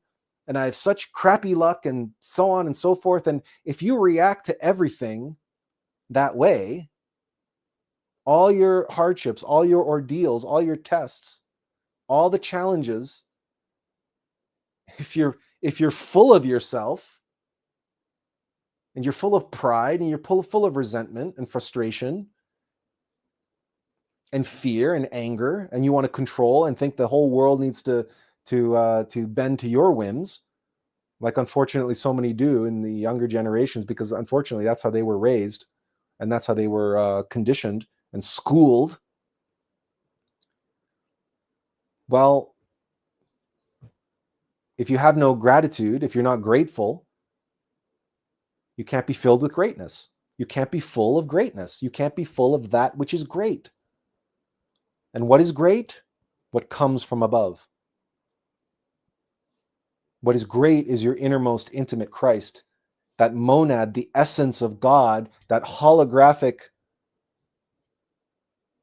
snapshot of the whole that is in formation.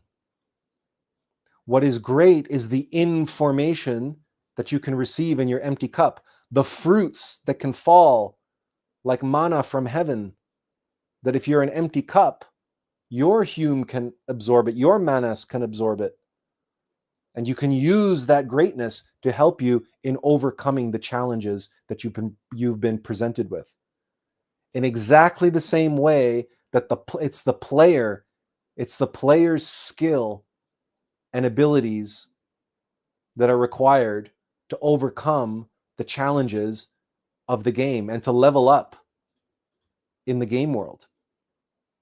It's the greatness of the player that's on display here, not the greatness of Link in this particular case, because this is a Legend of Zelda Breath of the Wild, right? So it's not the greatness of Link which is on display here.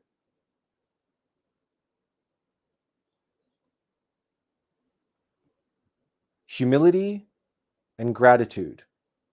And then the third one, the patience, has meaning and has purpose and has value and is truly a virtue. Because the player will send you the information on a need-to-know basis at the precise moment you need to know it. And sometimes we have to face a challenge and fail at it.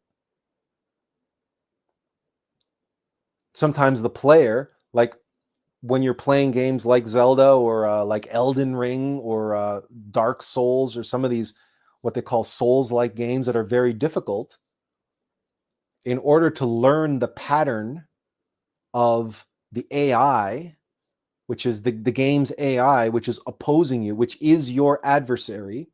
It's a binary, mechanical, dualistic mind, right? That's our mechanical mind. We have to allow it to go through a couple times and like fail at a boss or at a challenge in order to see the pattern presenting itself.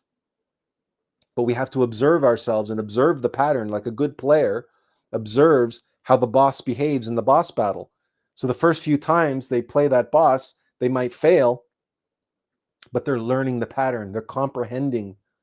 Okay, they're comprehending the AI, how the machine is interacting here, how it's working, how the character needs to negotiate this particular mechanical challenge, and how we need to respond, not react with fear, right? But relax and respond. And sometimes that means we have to face the same challenge multiple times.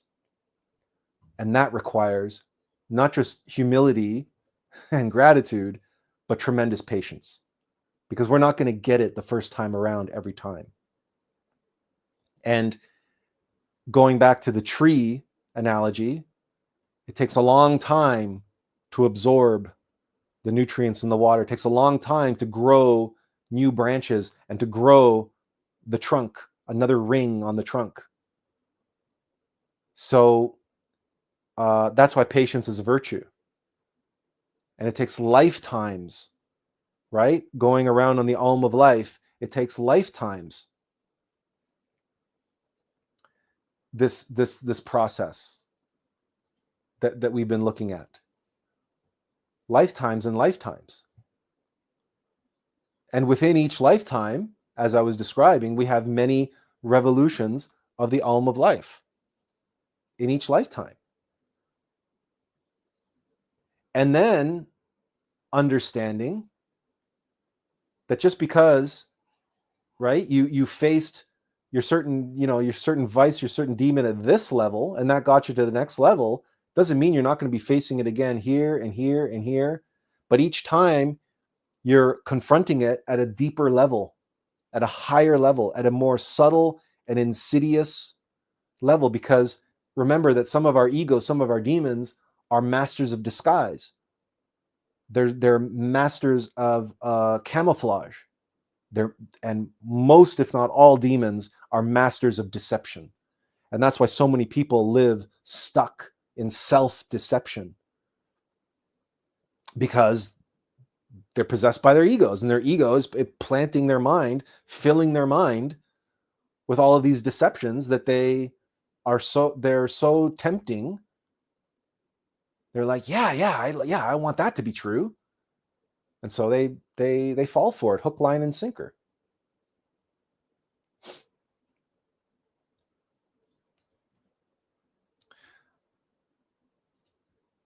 Facebook user says, thank you for those insights. I realized that the more I dwell on managing every detail and taking on everything in life alone, the more confined I feel. However, when I choose to surrender and embrace humility, gratitude, and patience, I feel a profound sense of lightness in my heart. And why is that? Because your monad, your essence, is selfless. No self. It's and you have within you, like all of us do, the essence, an individuated, intimate Christ whose nature is pure selflessness. A pure selfless being has no baggage, has no self to accumulate anything in. So this lightness that you experience, that you feel, that you sense, this is what you asked earlier. What's the key to align with our highest self? It's selflessness. It's that lightness. There's no baggage there. You can't own anything there except information.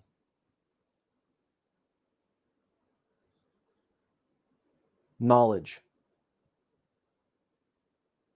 which is not content. The essence of knowledge.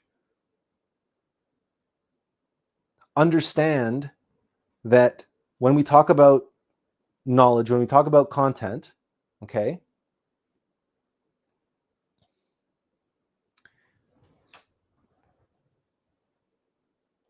we talk about information. Remember, there's earth. This goes more dense, and then here into heaven is more subtle. So this is the world of form, and this is the world of, formlessness. But What can be very subtle, completely ineffable, is essence. And in the tree of life, in the world of Absolute, the first level of manifest reality, we have the world of archetypes. And that's, you can call that like the highest levels of the tree, where you have the unformed essence of form, the formless essence of form. But it's formless, but the essence is there. So you have the essence of mathematics. It's not yet in form. There's no quantity there. There's no quanta there. But one exists in essence. In other words, it's information, but it's not information. And this is the same concept as the spirit of the law. And here on earth and below, everybody's obsessed with what? The letter of the law.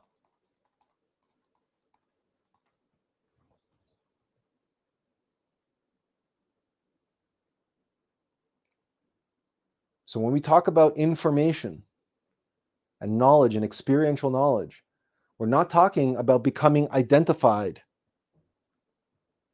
with the specifics. You know, they say the devil's in the details. So why give the devil his due?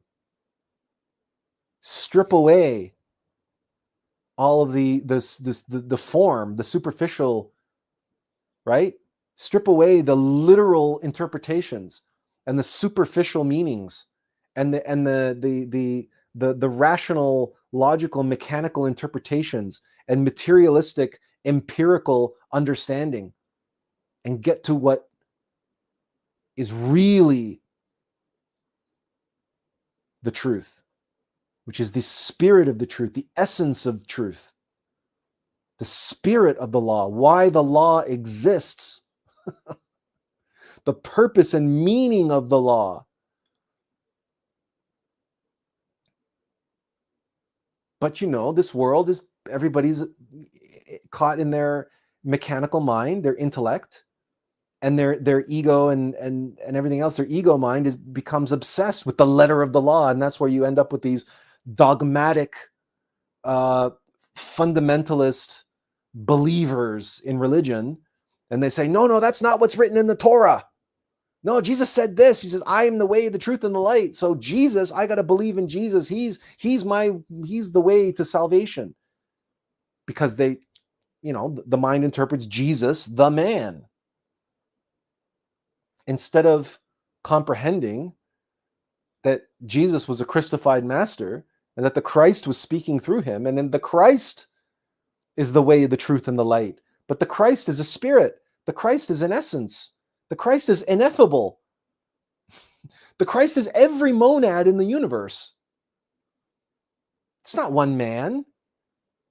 It's what one man was embodying and serving as a messenger and a gateway for, a portal to the Christ, so the Christ could come down and speak to humanity through that man.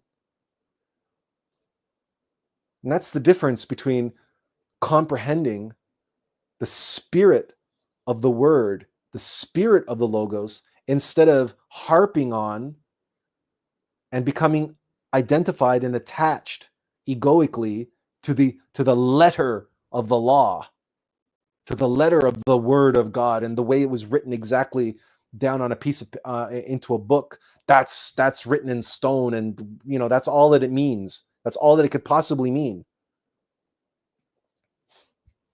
So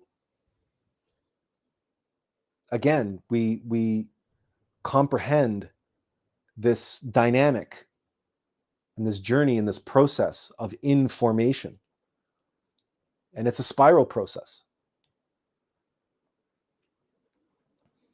and it's an active, vibrant, right? The word is a verb.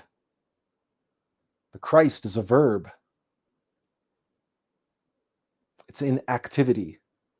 It's the living, breathing word of God, the Logos. And its breath manifests, and the dynamic, the metaphysical dynamic of that breathing and that process and the Alm of life, it's everywhere if you but develop the eyes to see and the ears to hear it, and it's within you. And its ultimate nature is selflessness. And its ultimate purpose is to be in formation. But that selfless nature, what does it do with that information? It shares it. It gives it. It doesn't hoard it. It doesn't keep it to itself. And it doesn't put it behind a paywall. Which is why I do not charge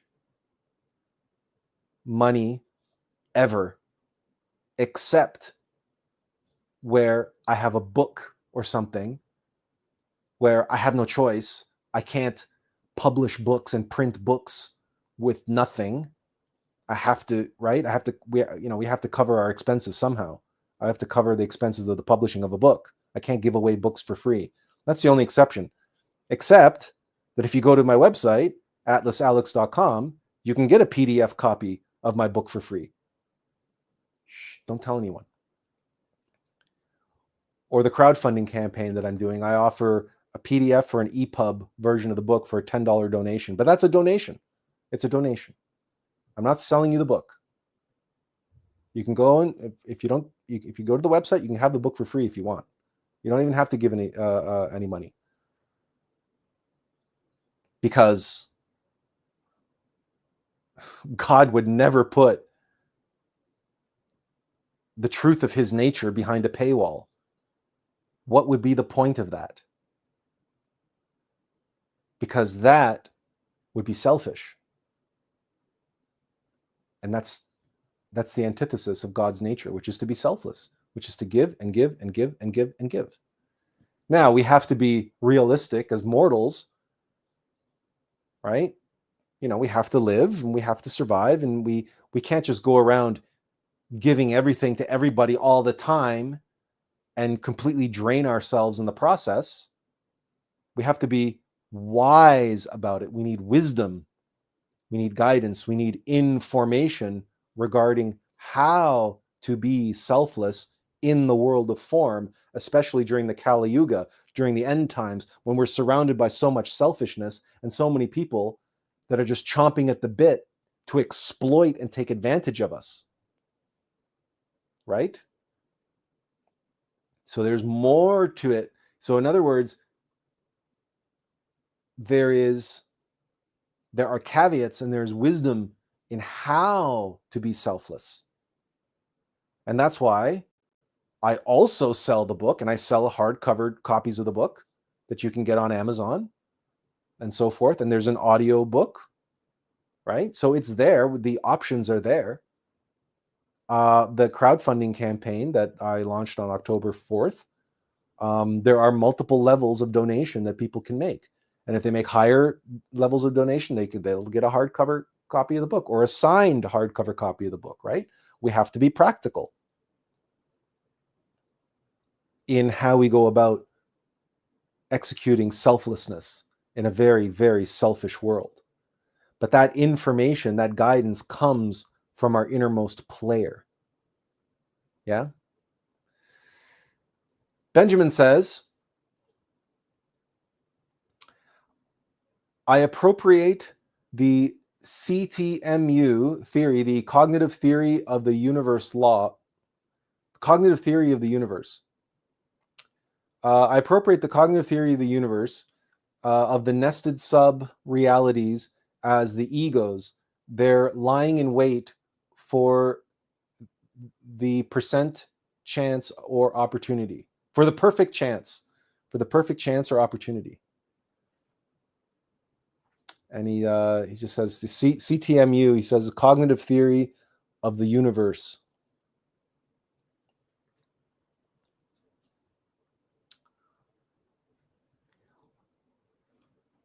My experience of egos is that egos are like terrorists.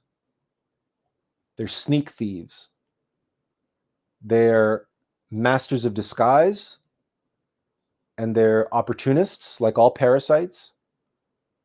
And they love to ambush their prey, usually when we least expect it or when we're most weak or most vulnerable.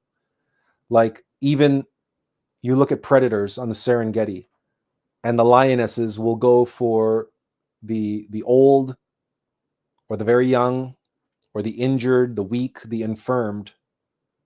Why? Because it's easy prey, right? Why would you go after the healthiest gazelle? Why would the cheetah chase after the healthiest gazelle and the fastest gazelle? He would go after one of the gazelles that are maybe a little chubby or a little slower or a little injured. Because why should the cheetah exert maximum effort and maximum energy to get a meal? Because mechanical nature, remember, the law of the conservation of energy is a mechanical law. And that law applies to mechanical nature on all levels. That's why the heartless, soulless corporations, which are just a big machine, what do? Maximize profit, minimize their costs, right? Maximize earnings, minimize risk,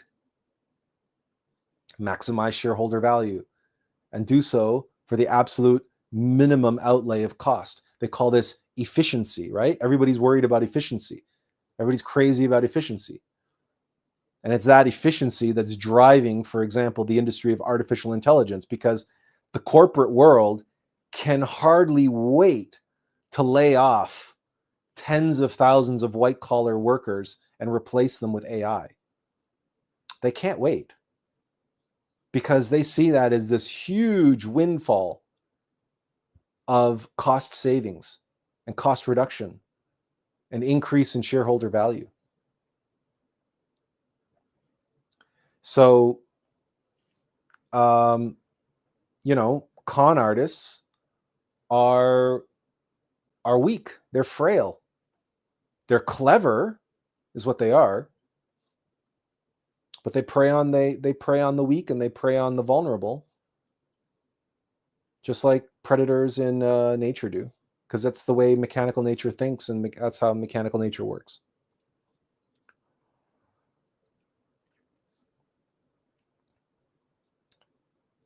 So the essence in formation comes down to humility, gratitude, to be grateful, and to hold a space within our heart for the greatness of God, for the greatness of our innermost intimate Christ, to express himself through us. But in order for that to happen, we must be ready to receive at all times. We must be observant, one eye in and one eye out. But that doesn't mean that we're going to be receiving constantly all the time. There are going to be droughts. There are going to be silences. There are going to be times when it feels like we've been cut off, that the line has been cut, and the still soft voice doesn't whisper to us, or the insight, the inspiration isn't there. The words don't come, which so many people experience as writer's block. And we might be full of beans. We might be full of so much enthusiasm and excitement and dedication and determinism and loyalty to our innermost and what we see as our life's work, our life's mission, the assignment that we've been given by our innermost player. And that can lead to a kind of exuberance and excitement and again, full of beans, right? We want to get on with it. We want to get on with it. We want to get on with it. And then all of a sudden, it'll go silent. And we will feel like we've been left hanging. And that can lead to a great deal of anxiety and frustration and even depression. I know of what I speak because I received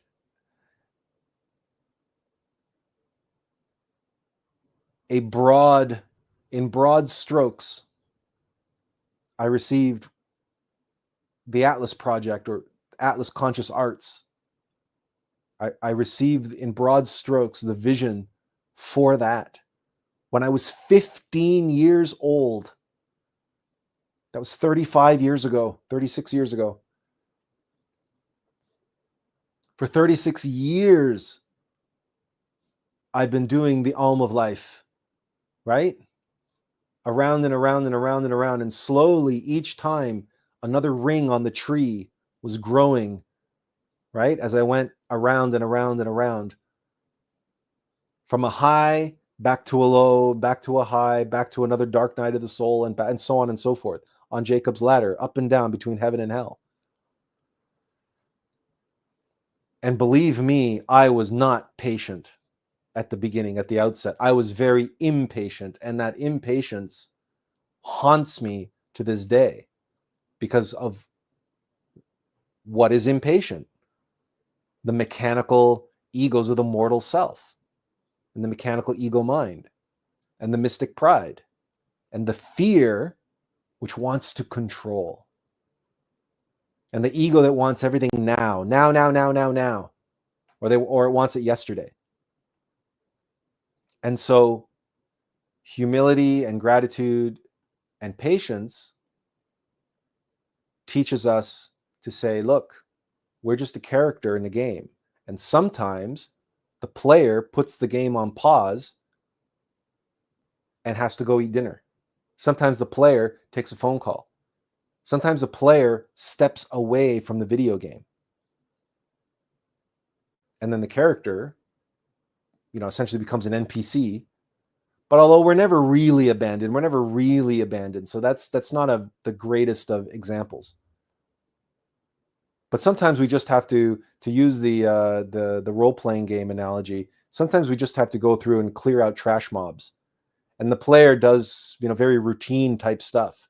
And we find ourselves having to live our lives and do our very routine types of activities, but we have to do so in a conscious way. And that teaches us humility also, and gratitude and patience, because it tests our patience. And remember that last week, I was talking about the patience of the apprentice, of the master-apprentice relationship, and how Mr. Miyagi makes Daniel-san do all these chores, right? Wax on, wax off, paint the fence, and all the rest of it, right? And Daniel-san didn't realize that he was actually becoming a karate user. He was a karate user in formation as he was doing those what seemed like menial, mindless, pointless tasks. And last week, that's what we talked about all last week, is that master-apprentice relationship and the importance of patience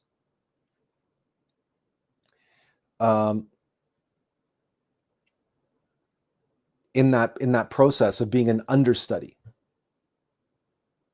right? Patience of being a protege, of being an apprentice to our innermost master. And so you can listen to that live stream from last week to go deep into that aspect of patience.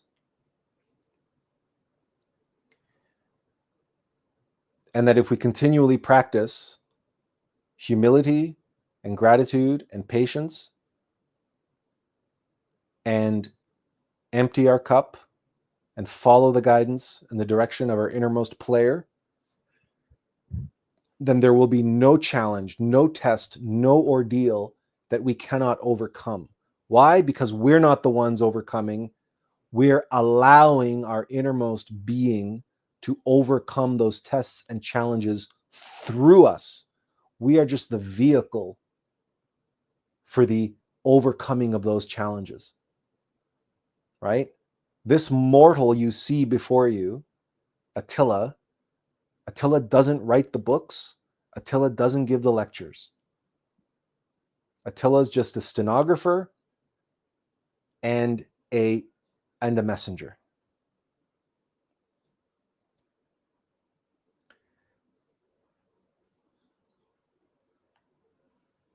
And you know that because years ago, he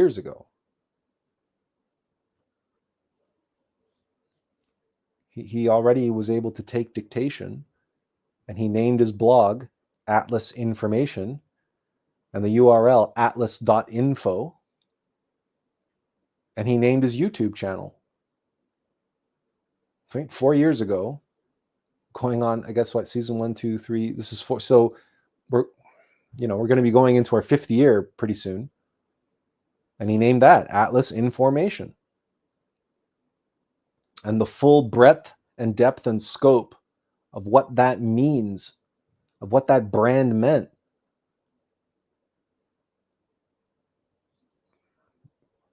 I didn't receive that. I didn't have all that information. But I knew that's what I had to call it. That's all I knew. And nearly 5 years later, boom, this live stream. And these visualizations and this explanation and this self-evident experiential knowledge. Because when you meditate on this, it becomes self-evident. It's not a theory. How else could it be?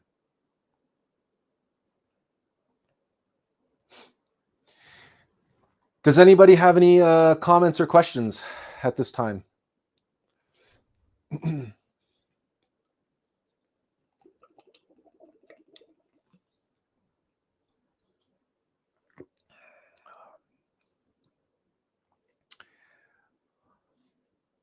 I can't believe we went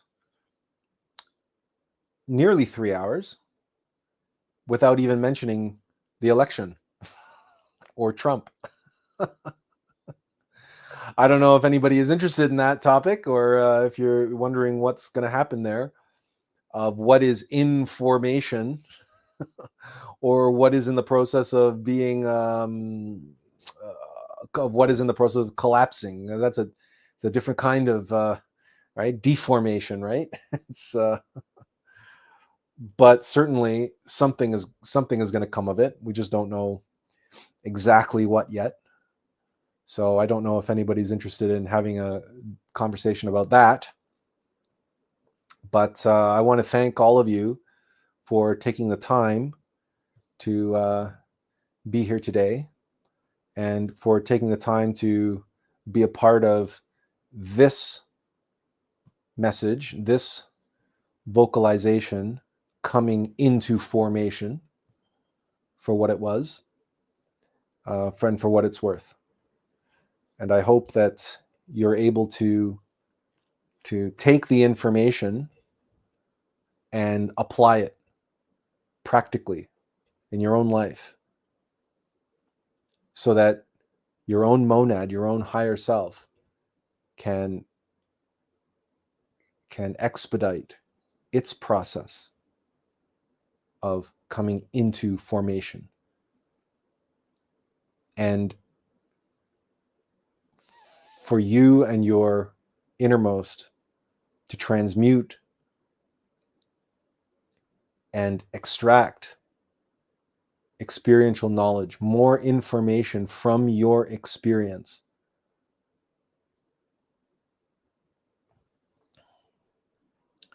Facebook user says, who being in very nature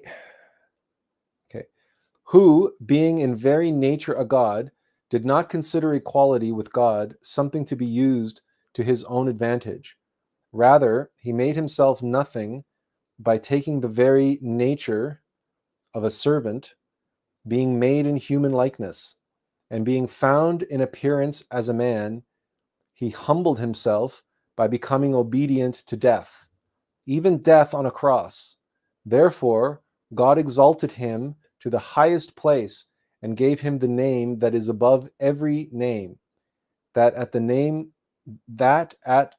of Jesus, every knee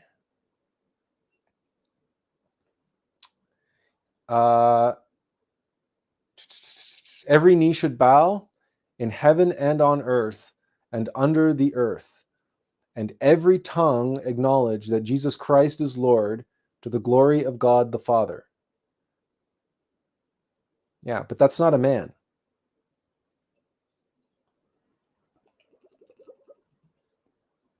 This passage is referring to the man, right? But He Zeus, Jesus, literally means master or rabbi. It's not a proper name. It literally means master or rabbi, but in Greek, it's He Zeus. And He Zeus is that which is of Zeus. That's what Jesus means. Of Zeus, of God. And what is of God? Well, we've just been talking about it. It's that light. It's that fire. It's the fire of fire and the light of lights.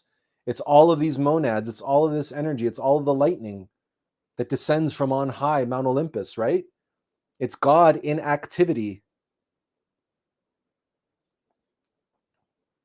And and any man, not just Jesus, but any man or woman who casts off his mortal self through suffering and sacrifice for humanity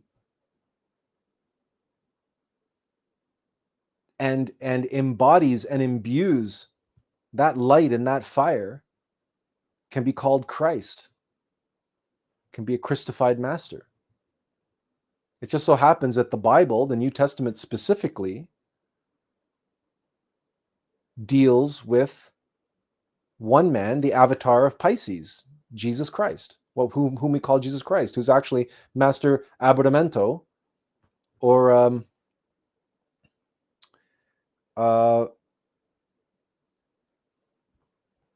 Yeshua ben Pendira, his other name, like his mortal name.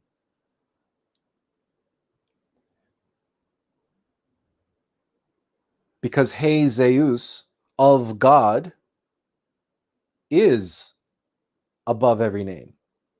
The Christ is above every other name. Because there's nothing higher than the Christ than God himself. Because the Christ is the second logos. It's the God in activity. The only thing above the second logos is God the Father, the crown, Keter, in Kabbalah.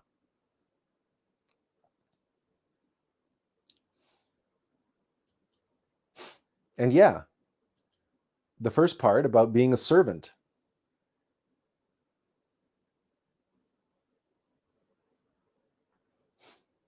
Being a player, being an empty being a vessel, an empty cup. Humble and grateful and patient. And thus, he was able to achieve levels of greatness. He was able to be full of greatness, full of that which is great. What is greater than the Christ, than God in activity, the second logos? Nothing, except God himself. Facebook user says, thank you so much for today's live stream. I gained some truly profound insights. I'm curious, though, why we're showing up as Facebook user on your end.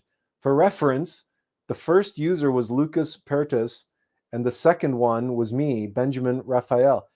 Okay, so I don't know. This is a strange anomaly, and this is a StreamYard's issue.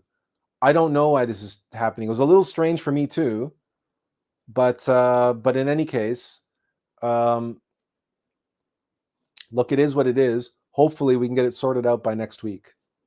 But usually, this happens when StreamYard is just constantly tinkering with stuff, but also Facebook is constantly tinkering with stuff too. So sometimes the connection between StreamYards and Facebook, the wires get crossed, or it's it could be any number of glitches on their end. I doubt it's something on my end, but again, I can look into it, and between now and next week, and hopefully next week, I'll be back to normal. So thank you, Benjamin, and Lucas. Thank you both for being here and for participating. I don't know if because I'm also not getting any likes or any hearts on my end. I can't see if anybody has liked or the thing, because usually those come from the Facebook side, and I don't see those on my end. So there must be some wires crossed, some connection issue between StreamYards and Facebook. And again, that happens because you know what these technology people are like. They can't leave well enough alone. They're always tinkering. They're always changing things, and they call them upgrades. But you know how that is. You download updates, and then all of a sudden something breaks. Something that's worked for 10 years. You download the newest version of the driver, and then boom, now your graphics card doesn't work anymore. You know, it's stuff like that, right? Because it can't leave well enough alone. And if you have an Apple, well, you know they do it on purpose, right? Because they also want to sell you new hardware. Tiffany says, I have to jump off, Atlas. Thank you so much for the continued knowledge and sharing your personal testaments along the way. I really appreciate you. Have a great week. And to everyone, thank you, Tiffany, and to you, and to everyone. Have a wonderful week. And hope everyone has a great week, and hope to see you all again next Sunday. Are there any other questions or comments? I'll give you like another 30 seconds to a minute to type anything. Otherwise, you're more than welcome to sign off. And if I see people signing off, then I know nobody has any other questions.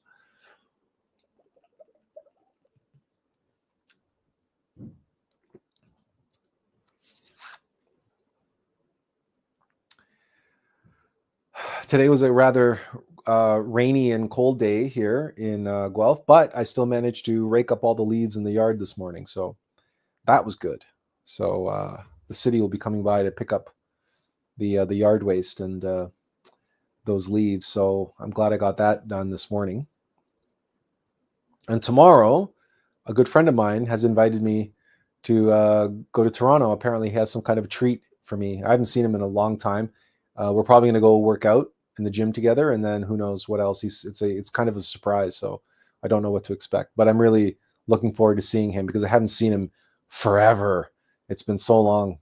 I think, if I'm not mistaken, it might have been. Wow, I can't even remember when the last time we got together, because he's very. This is the friend of mine who's got a family member with some serious medical issues, and so. And he's got kids and lots of responsibility, so it's not exactly got lots of free time. So I'm glad that we finally get a chance to get together. So hopefully that'll be a nice departure tomorrow. So Benjamin says, thank you. Thanks, Atlas. He says, was a good one. See you, Benjamin. And one of the Facebook users says, it's very nice to see old friends again. New friends are silver, but old friends are gold. Yeah, absolutely. Maybe that's Lucas, maybe that's Benjamin, but thanks for the sentiments. I really appreciate it. So thank you, one and all. I want to thank you for joining us today, and have a great week. We hope to see you next week. And as always, be in formation and inferential peace. Take care, everyone.